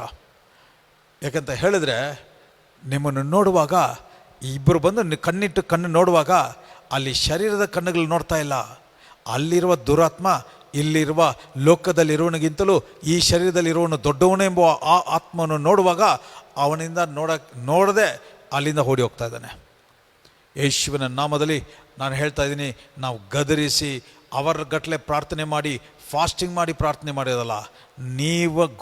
ನೀವು ಯಾರಲ್ಲಿದ್ದೀರಾ ಎಂಬುವ ಆ ತಿಳುವಳಿಕೆ ಇದ್ದರೆ ಯೇಸುವಿನ ನಾಮದಲ್ಲಿ ಎಲ್ಲ ದುರಾತ್ಮಗಳೇ ಅಂಧಕಾರ ಕ್ರಿಯೆಗಳು ನಿರ್ಮೂಲ ಆಗು, ಬಿಟ್ಟು ತೊಳಗು ಅಂತ ಹೇಳಿದ ಕೂಡಲೇ ಬಿಟ್ಟು ಹೋಗಲೇಬೇಕು ಯೇಸುವಿನ ನಾಮದಲ್ಲಿ. ಅದರಂತೆ ದೇವರ ವಾಕ್ಯ ನಿಮ್ಮ ಆತ್ಮ ಪ್ರಾಣ ಶರೀರವನ್ನು ಕಾದು. ಸೊ ಹಾಗಾದರೆ ಇಷ್ಟೊತ್ತು ನಾನು ಹೇಳಿದೆ ಈ ಆಯುಧಗಳೆಲ್ಲ ನಿಮ್ಮ ಪ್ರಾಣಕ್ಕೆ ಅಂತ. ನಿಮ್ಮ ಪ್ರಾಣಕ್ಕೆ ಇದನ್ನು ಯಾವಾಗ ಕೆಲಸ ಮಾಡುತ್ತಂದರೆ ಎಲ್ಲೇ ತನಕ ದೇವರ ವಾಕ್ಯ ಎಂಬುವ ಸತ್ಯವನ್ನು ನೀವು ಹೊಂದಿಕೊಳ್ತಾನೆ ಇರ್ತೀರೋ ನಿಮ್ಮ ಸ್ಪಿರಿಟಿಂದ, ನಿಮ್ಮ ಪ್ರಾಣ ಅದಕ್ಕೆ ಅಲೈನ್ ಆಗುವಾಗ. ಅದಕ್ಕೆ ನಾನು ಈ ರೀತಿಯಾಗಿ ಹೇಳಿದೆ, ಸತ್ಯಕ್ಕೆ ಅಲೈನ್ ಆಗಿ ನೀತಿಯಲ್ಲಿ ಸ್ಥಿರವಾಗಿರಿ, ಸಮಾಧಾನದಲ್ಲಿ ಬೇರೂರಿ, ನಂಬಿಕೆಯನ್ನು ಪ್ರಕಟಿಸಿ, ರಕ್ಷಣೆಯನ್ನು ಪದೇ ಪದೇ ರೆನ್ಯೂ ಮಾಡ್ಕೊಳ್ಳಿ, ಮಾನಸಾಂತರ ಪಡಿಸ್ಕೊಳ್ಳಿ. ಆವಾಗ ವಾಕ್ಯ ಚಾಕು ಥರ ಶತ್ರುಗಳನ್ನ ನಿರ್ಮೂಲ ಮಾಡಿ ದೇವರ ಮಹಿಮೆಯನ್ನು ವ್ಯಕ್ತಪಡಿಸ್ತಾ ಇರ್ತೀರ. ಹಾಗಾದರೆ ಸಮರೈಸ್ ಮಾಡಿ ಹೇಳಬೇಕು ಅಂತ ಹೇಳಿದ್ರೆ, ಶೈತಾನೇ ನನ್ನ ಬಲಿಯಲ್ಲಿ ಬರಬಾರ್ದು ಪಾಸ್ಟರ್ ಅಂತ ಹೇಳಿದ್ರೆ ನಿಮಗೆ ಆಯುಧನೂ ಬೇಕಾಗಿಲ್ಲ, ಚಾಕುನೂ ಬೇಕಾಗಿಲ್ಲ. ಆದರೆ ಆಯುಧವನ್ನು ಇಷ್ಟೊಂದು ಆಯುಧಗಳು ಕೊಟ್ಟಿರೋದೇ ಅವನು ಬರ್ತಾನೆ, ಬಂದರೆ ನನ್ನ ಮಹಿಮೆಯನ್ನು ಪ್ರಕಟಿಸು, ನನ್ನ ಸಾಮರ್ಥ್ಯವನ್ನು ಪ್ರಕಟಿಸು, ನನ್ನ ಬಲವನ್ನು ಪ್ರಕಟಿಸು, ನಾನು ಯಾರು ಅಂತ ತೋರಿಸು ಅಂತ ದೇವರು ಹೇಳ್ತಾ ಇದ್ದಾರೆ ಯೇಸುವಿನ ನಾಮದಲ್ಲಿ. Luke 10:19 word says, he has given me the power to trample upon serpents and scorpions and over all the power of the enemy and nothing by any means harm you. ನಿಮ್ಮನ್ನು ಯಾವುದು ಹಾನಿ ಮಾಡೋದು, ಚೇಳುಗಳನ್ನು ಹಾವುಗಳನ್ನು ತುಳಿದು ಅಧಿಕಾರದಿಂದ ನೀವು ಜಯದಲ್ಲಿ ನಡೆಯುವರ ಹಾಗೆ ನಿಮ್ಮನ್ನು ಸೃಷ್ಟಿಸಿದ್ದಾನೆ. ಆದ್ದರಿಂದ ಯೇಸುವಿನ ನಾಮದಲ್ಲಿ ದೇವರ ಪ್ರಸನ್ನತೆ, ದೇವರ ಮಹಿಮೆ ನಿಮ್ಮಲ್ಲಿ ಬಲವಾಗಿ ಪ್ರಕಟವಾಗಲಿ ಅಂತ ಡಿಕ್ಲೇರ್ ಮಾಡ್ತಾ ಇದ್ದೀವಿ. Receive it, be touch, be blessed, be drenched in God's glory. In Jesus precious name I pray. Amen, amen, amen. I want to bless each and every one. ಯಾರಾದರೂ ಹೊಸದಾಗಿ ಜಾಯ್ನ್ ಆಗಿದರೆ ನಿಮ್ಮ ಹೆಸರನ್ನು ಹಾಕಿದರೆ ಮತ್ತೆ ಮೆನ್ಷನ್ ಮಾಡಿ. I want to bless brother Shivananda. Any new names, I want to bless you. I see blessings, welcome brothers, sisters, God bless you. Blessings to you all. Sister Bhagya, God bless you, welcome. Suvarna, God bless you ma, welcome, blessings. ಹೊಸದಾಗಿ ಯಾರನ್ನ join ಆಗ್ತಾ ಇದ್ರೆ I want to welcome you. Continue ಮಾಡಿ. Venkatesha, God bless you, blessings. And I see known names, brother Harish, brother Barmu, Sister Drakshayani, Bhagya, God bless you all. Blessings. ಈಗ ಕೂಡ ಒಂದಷ್ಟು announcement. ನಾವು ಪ್ರತಿದಿನ ಸೋಮವಾರದಿಂದ ಶುಕ್ರವಾರ ತನಕ ಬೆಳಗ್ಗೆ 6 ಗಂಟೆಯಿಂದ 7 ಗಂಟೆ ತನಕ ಈ ರೀತಿಯಾದ ಒಂದು ವಾಕ್ಯವನ್ನು ಆ ದಿನಕ್ಕೆ ಬೇಕಾಗಿರುವ ಆತ್ಮದ ಆಹಾರ, ಆತ್ಮದ ಮನುಷ್ಯನನ್ನು ಬಲಪಡಿಸಿ ಆ ಆತ್ಮದ ಮನುಷ್ಯ ಏನು ಅನುಭವಿಸ್ತಾ ಇದ್ದಾನೆ ಅದನ್ನು ಹಂಗೆ ಶರೀರದಲ್ಲಿ ಅನುಭವಿಸುವ ರೀತಿಯಲ್ಲಿ ನಾವು ಒಂದೊಂದು ದಿನವೂ ದೇವರ ವಾಕ್ಯವನ್ನು ಧ್ಯಾನ ಮಾಡ್ತಾ ಬರ್ತಾಯಿದ್ದೀವಿ. ಅದರಿಂದ ನಿಮಗೆ ಮಾರ್ನಿಂಗ್ ಪ್ರೇಯರ್ ನಾನು ಜಾಯ್ನ್ ಆಗಬೇಕು ಪಾಸ್ಟರ್, ನನಗೆ ಲಿಂಕ್ ಕಳಿಸಿ ಅಂತ ಹೇಳುವುದಾದರೆ ನೀವು ಆ ಕೆಳಗಡೆ ಸ್ಕ್ರೀನಲ್ಲಿ ಬಾಟಮ್ ರೈಟ್ ಕಾರ್ನರ್ಗಳಲ್ಲಿ ಒಂದು ನಂಬರ್ ಕಾಣ್ತಾ ಇದೆ. ಆ ನಂಬರ್ಗೆ ನೀವು ಮೆಸೇಜನ್ನು ಕಳಿಸಿ, ಇಲ್ಲ ವಾಯ್ಸ್ ಮೆಸೇಜ್ ಕಳಿಸಿ, ಈ ಥರ ನಮಗೂ ಪ್ರೇಯರ್ ಲಿಂಕ್ ಕಳಿಸಿ ಪಾಸ್ಟರ್, ನಾವು ರೆಗ್ಯುಲರಾಗಿ ಜಾಯ್ನ್ ಆಗ್ತೀವಿ ಅಂತ ನೀವು ಹೇಳುವುದಾದರೆ ನಿಮಗೆ ಆ ಲಿಂಕನ್ನ ಕಳಿಸ್ಕೊಡ್ತೀವಿ. ಅದೇ ರೀತಿ ನಮ್ಮ May 1st, 2nd camp meeting ಇರುತ್ತೆ. ಅದು ಬ್ಯಾಂಗ್ಳೂರು ಚರ್ಚಲ್ಲಿ ಇರುತ್ತೆ. May 1st and 2nd camp meeting ಆದರೆ ಅದು ಒಂದು ವಿಶೇಷವಾದ ಕಾನ್ಫರೆನ್ಸ್. ಆ 2 ದಿನಗಳು ದೇವರ ಪ್ರಸನ್ನತೆಯನ್ನು ಅನುಭವಿಸೋದು. ಅದು ಏನು ಕಾನ್ಫರೆನ್ಸ್ ಅಂದರೆ 2026 ವರ್ಲ್ಡ್ ಮ್ಯಾನಿಫೆಸ್ಟೇಷನ್ ಕಾನ್ಫರೆನ್ಸ್. ಅಂದರೆ ಅದರ ಅರ್ಥ ಈ ವರ್ಷ ವಾಕ್ಯವನ್ನು ಮಾಂಸವಾಗಿ ಅನುಭವಿಸುವ ಒಂದು ಸಮ್ಮೇಳನ. ಇದರಲ್ಲಿ ಬಂದ್ಬಿಟ್ಟು ನಾನು ಯೂಶಲಾಗಿ ನೀವು ಯೂಟ್ಯೂಬಲ್ಲಿ ಫೇಸ್ಬುಕ್ಕಲ್ಲಿ ನೋಡೋ ರೀತಿಯಲ್ಲಿ ನಾನು ಮಾತ್ರ ಮಾತಾಡ್ತಾ ಇರ್ತೀನಿ, ನೀವು ಕೇಳಿಸ್ಕೊಳ್ತಾ ಇರ್ತೀರ. ಆದ ರೀತಿ ಇರೋದಿಲ್ಲ ಇದು. ಈ 2 ದಿನಗಳಲ್ಲಿ ಫುಲ್ ಪ್ರಾಕ್ಟಿಕಲ್ ಆಗಿರುತ್ತೆ. ನಾನು ಮಾತಾಡೋದು ಕಡಿಮೆ ಆಗಿರುತ್ತೆ, ನೀವು ಮಾಡುವ ಆ್ಯಕ್ಟಿವಿಟೀಸ್ ಹೆಚ್ಚಾಗಿರುತ್ತೆ.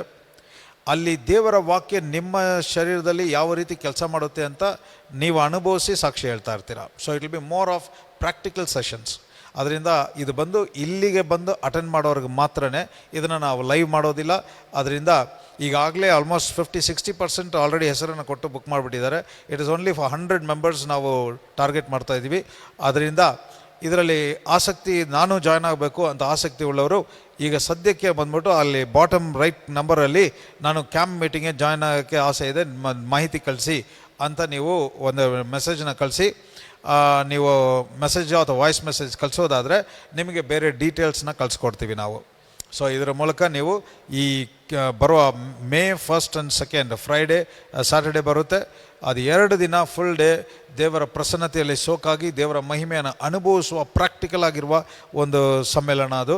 ಸೊ ಅದರಿಂದ ಈಗಲೇ ಅನೌನ್ಸ್ ಮಾಡೋಕ್ಕೆ ಕಾರಣ ಏನಂದರೆ, ನೀವು ನಿಮ್ಮ ಶರೀರದ ಕಾರ್ಯಗಳಿಗಿಂತ ದೇವರ ಕಾರ್ಯ ಪ್ರಾಮುಖ್ಯತೆ ಪಡಿಸೋ ರೀತಿಯಲ್ಲಿ ನಿಮ್ಮ ಪ್ಲ್ಯಾನ್ನೆಲ್ಲ ಸ್ಕೆಡ್ಯೂಲ್ ಮಾಡಿ ಶಿಫ್ಟ್ ಮಾಡಿ ಆ ದಿನ ನೀವು ದಾಹವಾಗಿ ಆತ್ಮಭರಿತರಾಗಿ ಬಂದು ಭಾಗವಹಿಸಿ ಅದರ ಫಲವನ್ನು ಅನುಭವಿಸಿ ಅನ್ನೋದಕ್ಕೋಸ್ಕರನೇ ಈ ಕಾರ್ಯವನ್ನು ಹೇಳ್ತಾ ಇದ್ವಿ. So I see Lakshmi Martin, welcome sister, God bless you. I am just calling out some new names. ನನಗೆ ಪರಿಚಯ ಇಲ್ಲದೇ ಇರೋ ಹೆಸರು, ಅದರಿಂದ ಪರಿಚಯ ಇರೋರು ನನ್ನ ಹೆಸರು ಕರೆದಿಲ್ಲ ಅಂತ ಫೀಲ್ ಆಗಬೇಡಿ. So I know most of the names here. So I am just trying to call out new names. ಯೇಸುವಿನ ನಾಮದಲ್ಲಿ ಬ್ಲೆಸ್ಸಿಂಗ್ಸ್ ಟು ಯು. ಯೇಸುವಿನ ನಾಮದಲ್ಲಿ ದೇವರ ಪ್ರಸನ್ನತೆ, ದೇವರ ಮಹಿಮೆ ನಿಮ್ಮಲ್ಲಿ ಬಲವಾಗಿ ಕಾರ್ಯ ಮಾಡಲಿ. ಅದೇ ರೀತಿ ಈ ದಿನಗಳಲ್ಲಿ ನೀವು ನೋಡ್ತಾ ಇರುವ ಸತ್ಯದ ಮೂಲಕ ನೀವು ಹಾಕುವ ಕಮೆಂಟ್ಸ್, ನೀವು ಲೈಕ್ ಮಾಡಿ ಶೇರ್ ಮಾಡ್ತಾ ಇದ್ದೀರಾ. ಇದು ಅನೇಕರಿಗೆ ಇಂಥ ಸತ್ಯವನ್ನು ಕೇಳುವ ಒಂದು ಅವಕಾಶ ಸಿಗ್ತಾ ಇದೆ. ಕೇಳೋದು ಮಾತ್ರ ಅಲ್ಲ, ಅವರ ಜೀವನದಲ್ಲಿ ಒಂದು ಬದಲಾವಣೆ, ಒಂದು ಬಿಡುಗಡೆ, ಒಂದು ಆಶೀರ್ವಾದವನ್ನು ಅನುಭವಿಸಿ ಅನೇಕ ಸಾಕ್ಷಿಗಳು ಬರ್ತಾ ಇದೆ. ಆದ್ದರಿಂದ ನೀವು ಕಂಟಿನ್ಯೂ ಮಾಡಿ, ಇದಕ್ಕೆ ರೆಗ್ಯುಲರಾಗಿ ಕಮೆಂಟ್ ಮಾಡಿ, ಲೈಕ್ ಮಾಡಿ, ಶೇರ್ ಮಾಡಿ. ನಿಮ್ಮ ವಾಟ್ಸಪ್ ಸ್ಟೇಟಸೋ ಇಲ್ಲ ಫೇಸ್ಬುಕ್ ಸ್ಟೋರೀಸೋ ಯಾವುದರಲ್ಲಿ ಶೇರ್ ಮಾಡ್ತಾ ಇದ್ದೀರಾ ಕಂಟಿನ್ಯೂ ಮಾಡಿ. ನಿಮ್ಮ ಮೂಲಕ ದೇವರ ಮಹತ್ತಾದ ಕಾರ್ಯಗಳನ್ನು ಮಾಡುವ, ನೀವು ಇದನ್ನು ಮಾಡುವ ಮೂಲಕ ನಿಮ್ಮ ಜೀವಿತದಲ್ಲಿ ದೇವರ ಮಹಿಮೆಯಾದ ಕಾರ್ಯಗಳು, ಆಶೀರ್ವಾದಗಳನ್ನು ನೀವು ಮಿಸ್ ಮಾಡದೆ ಅನುಭವಿಸುವಿರಿ ಅಂತ ಯೇಸುವಿನ ನಾಮದಲ್ಲಿ ಡಿಕ್ಲೇರ್ ಮಾಡ್ತಾ ಇದ್ದೀನಿ. Receive it, be touched, be blessed, be drenched in God's glory. ಇವತ್ತು ಕೂಡ ದೇವರ ವಾಕ್ಯ ನನ್ನನ್ನು ಆಶೀರ್ವದಿಸಿದೆ ಅಂತ ಹೇಳಿದ್ರೆ ಇದನ್ನು ಕೊಂಡಾಡಿ ಯೇಸುವಿನ ನಾಮದಲ್ಲಿ ನೀವು ಇರುವ ಹಾಗೆ ಇರುವುದಿಲ್ಲ ಅಂತ ಯೇಸುವಿನ ನಾಮದಲ್ಲಿ ಡಿಕ್ಲೇರ್ ಮಾಡ್ತಾ ಇದ್ದೀನಿ. ಇಂದಿನಿಂದ ಯಾವ ಶತ್ರು, ಯಾವ ಶೈತಾನು, ಯಾವ ಒಂದು ಮಾಟಮಂತ್ರದ ಕಾರ್ಯಗಳು ನಿಮ್ಮನ್ನು ಮುಟ್ಟಲಿಕ್ಕೆ ಸಾಧ್ಯವಿಲ್ಲ, ನಿಮ್ಮನ್ನು ಆಳ್ವಿಕೆ ಮಾಡೋಕ್ಕೆ ಸಾಧ್ಯವಿಲ್ಲ, ನಿಮ್ಮನ್ನು ವಂಚಿಸಿ ಆ ದೇವರ ದಾರಿಯಿಂದ ತಪ್ಪಿಸೋಕ್ಕೆ ಸಾಧ್ಯವಿಲ್ಲ. ದೇವರ ಆಶೀರ್ವಾದಗಳು, ದೇವರ ಕಾರ್ಯಗಳು ಮಾತ್ರನೇ ನಿಮ್ಮಲ್ಲಿ ಬೇರೂರಿರೋದು. ಅದನ್ನೇ ಪ್ರಕಟಪಡಿಸುವಿರಿ. ಯಾಕಂದರೆ ಈಗ ಸತ್ಯಕ್ಕೆ ಅಲೈನ್ ಆಗಿದ್ದೀರಿ. ಈಗ ನೀವು ರೈಚಸ್ನೆಸ್, ನೀತಿ ಎಂಬುವ ಸ್ಥಿರವಾಗಿದ್ದೀರಿ. ಸಮಾಧಾನ ಎಂಬುವ ಕಾರ್ಯ ನೆಲೆಯಾಗಿದೆ. ನಂಬಿಕೆಯಲ್ಲಿ ದೃಢವಾಗಿದ್ದೀರಾ. ರಕ್ಷಣೆ ಎಂಬುದರಲ್ಲಿ ಪರಿಪೂರ್ಣವಾಗಿದ್ದೀರಾ. ಈಗ ನಿಮ್ಮ ಬಾಯಿಂದ ಬರುವ ದೇವರ ವಾಕ್ಯ ಅದು ಕತ್ತಿಯಾಗಿ, ಒಂದು ಆಯುಧವಾಗಿ ಎಲ್ಲ ಶತ್ರುವಿನ ಕಾರ್ಯಗಳನ್ನು, ಪ್ಲ್ಯಾನ್ಸ್ನ ಅವನ ಆತ್ಮದ ಮಂಡಲದಲ್ಲಿ ನಿರ್ಮೂಲ ಮಾಡಿ ದೇವರ ಕಾರ್ಯಗಳು, ದೇವರ ಉದ್ದೇಶದ ಪ್ರಕಾರ ಇರುವ ಕಾರ್ಯಗಳು ಮಾತ್ರ ನಿಮ್ಮ ಜೀವಿತದಲ್ಲಿ ನೆರವೇರುವುದು. ಅದನ್ನು ಪರಿಪೂರ್ಣವಾಗಿ ಅನುಭವಿಸುವಿರಿ, ಅದನ್ನು ತೃಪ್ತಿಯಾಗಿ ಅನುಭವಿಸುವಿರಿ. ಇದರ ನಿಮಿತ್ತವಾಗಿ ನೀವು ಯಾವಾಗಲೂ ಸುಖವಾಗಿ, ಸಮಾಧಾನವಾಗಿ, ಆರೋಗ್ಯವಾಗಿ, ಆಶೀರ್ವಾದವಾಗಿ, ಶಾಂತಿಯಿಂದ, ಪ್ರೀತಿಯಿಂದ ಯಾವಾಗಲೂ ದೇವರನ್ನ ಕೊಂಡಾಡ್ತಾನೇ ಇರ್ತೀರಾ ಅಂತ ಯೇಸುವಿನ ನಾಮದಲ್ಲಿ ಡಿಕ್ಲೇರ್ ಮಾಡ್ತಾ ಇದ್ದೀನಿ. Be touched, be blessed, be drenched in God's glory. In Jesus precious name I pray. Amen, amen, amen. ವಿಶೇಷವಾಗಿ ಅನೌನ್ಸ್ಮೆಂಟ್, ನಾಳೆಗೆ ಭಾನುವಾರ 8:00 ಇಂಗ್ಲೀಷ್ ಆರಾಧನೆ ಇರುತ್ತೆ. ಅದರಿಂದ ಅದು ಯೂಟ್ಯೂಬ್ ಲೈವ್ ಇರುತ್ತೆ, ಅದರಲ್ಲೂ ಕೂಡ ಭಾಗವಹಿಸಿ ಕಮೆಂಟ್ ಮಾಡಿ. 10 ಗಂಟೆಗೆ ಸರಿಯಾಗಿ ಕನ್ನಡ ಆರಾಧನೆ ಶುರುವಾಗುತ್ತೆ. ಆ ಆರಾಧನೆ ಸುಮಾರು 1 ಗಂಟೆ ತನಕ ಇರುತ್ತೆ. ಸೊ ಅದನ್ನು ನಾವು ಗೂಗಲ್ ಮೀಟಲ್ಲೂ ನೀವು ಎಲ್ಲೂ ಸಭೆಗೆ ಹೋಗ್ತಾ ಇಲ್ಲ ಅಂದರೆ ದೂರ ಇರೋರು ಗೂಗಲ್ ಮೀಟಲ್ಲಿ ಜಾಯ್ನ್ ಆಗ್ಬೋದು, ಇಲ್ಲ ಯೂಟ್ಯೂಬಲ್ಲಿ ಲೈವ್ ನೋಡ್ಬೋದು. ಬೆಂಗಳೂರಲ್ಲಿರೋರು ಸುತ್ತಮುತ್ತ ಬೆಂಗಳೂರು ಲೊಕೇಶನ್ ಅಡ್ರೆಸ್ ಒಂದು ಹಾಕಿರ್ತಾರೆ. ಅಬ್ಬಿಗೆರೆಯಲ್ಲಿದೆ, ಅಬ್ಬಿಗೆರೆ ಪಾಲ್ ಮಿನಿಸ್ಟ್ರೀಸ್ ಅಬ್ಬಿಗೆರೆ ಅಂತ ಹುಡುಕಿದ್ರು ಬರುತ್ತೆ. ಬೆಥೆಸ್ಡಾ ಚರ್ಚ್ ಅಬ್ಬಿಗೆರೆ ಅಂತ ಗೂಗಲಲ್ಲಿ ಹುಡುಕಿದ್ರು ಲೊಕೇಶನ್ ಬರುತ್ತೆ. ನೀವು ಇಲ್ಲಿಗೆ ಬಂದು ನೀವು ಭಾಗವಹಿಸಿ ದೇವರ ಪ್ರಸನ್ನತೆಯನ್ನು ಅನುಭವಿಸ್ಬೋದು ಅಂತ ಹೇಳ್ಕೊಳ್ತಾ ಇದ್ದೀನಿ. ಸೊ ದೇವರು ನಿಮ್ಮನ್ನು ಹೆಚ್ಚಾಗಿ ಆಶೀರ್ವದಿಸಲಿ. God bless you all. ಇನ್ನೊಂದು ಬಿಲೀವರ್ಸ್ ವಾಯ್ಸ್ ಸಂದೇಶದಲ್ಲಿ ನಾವು ಮೀಟ್ ಮಾಡೋ ತನಕ ದೇವರು ನಿಮ್ಮನ್ನು ನಡೆಸಲಿ. ದೇವರ ಸಮಾಧಾನ ನಿಮ್ಮನ್ನು ಆಳ್ವಿಕೆ ಮಾಡಲಿ. ತೃಪ್ತಿಯಾಗಿ ಪರಿಪೂರ್ಣವಾಗಿ ದೇವರನ್ನ ಯಾವಾಗಲೂ ಕೊಂಡಾಡ್ತಾನೆ ಇರ್ತೀರಾ ಅಂತ ಯೇಸುವಿನ ನಾಮದಲ್ಲಿ ನಿಮ್ಮನ್ನು ಆಶೀರ್ವದಿಸ್ತಾ ಇದ್ದೀನಿ, ಅಭಿಷೇಕ ಮಾಡ್ತಾ ಇದ್ದೀನಿ, ಜೀವವನ್ನು ರಿಲೀಸ್ ಮಾಡ್ತಾ ಇದ್ದೀನಿ. Be touched, be blessed, be drenched in God's glory. In Jesus' precious name I pray. Amen, amen, amen.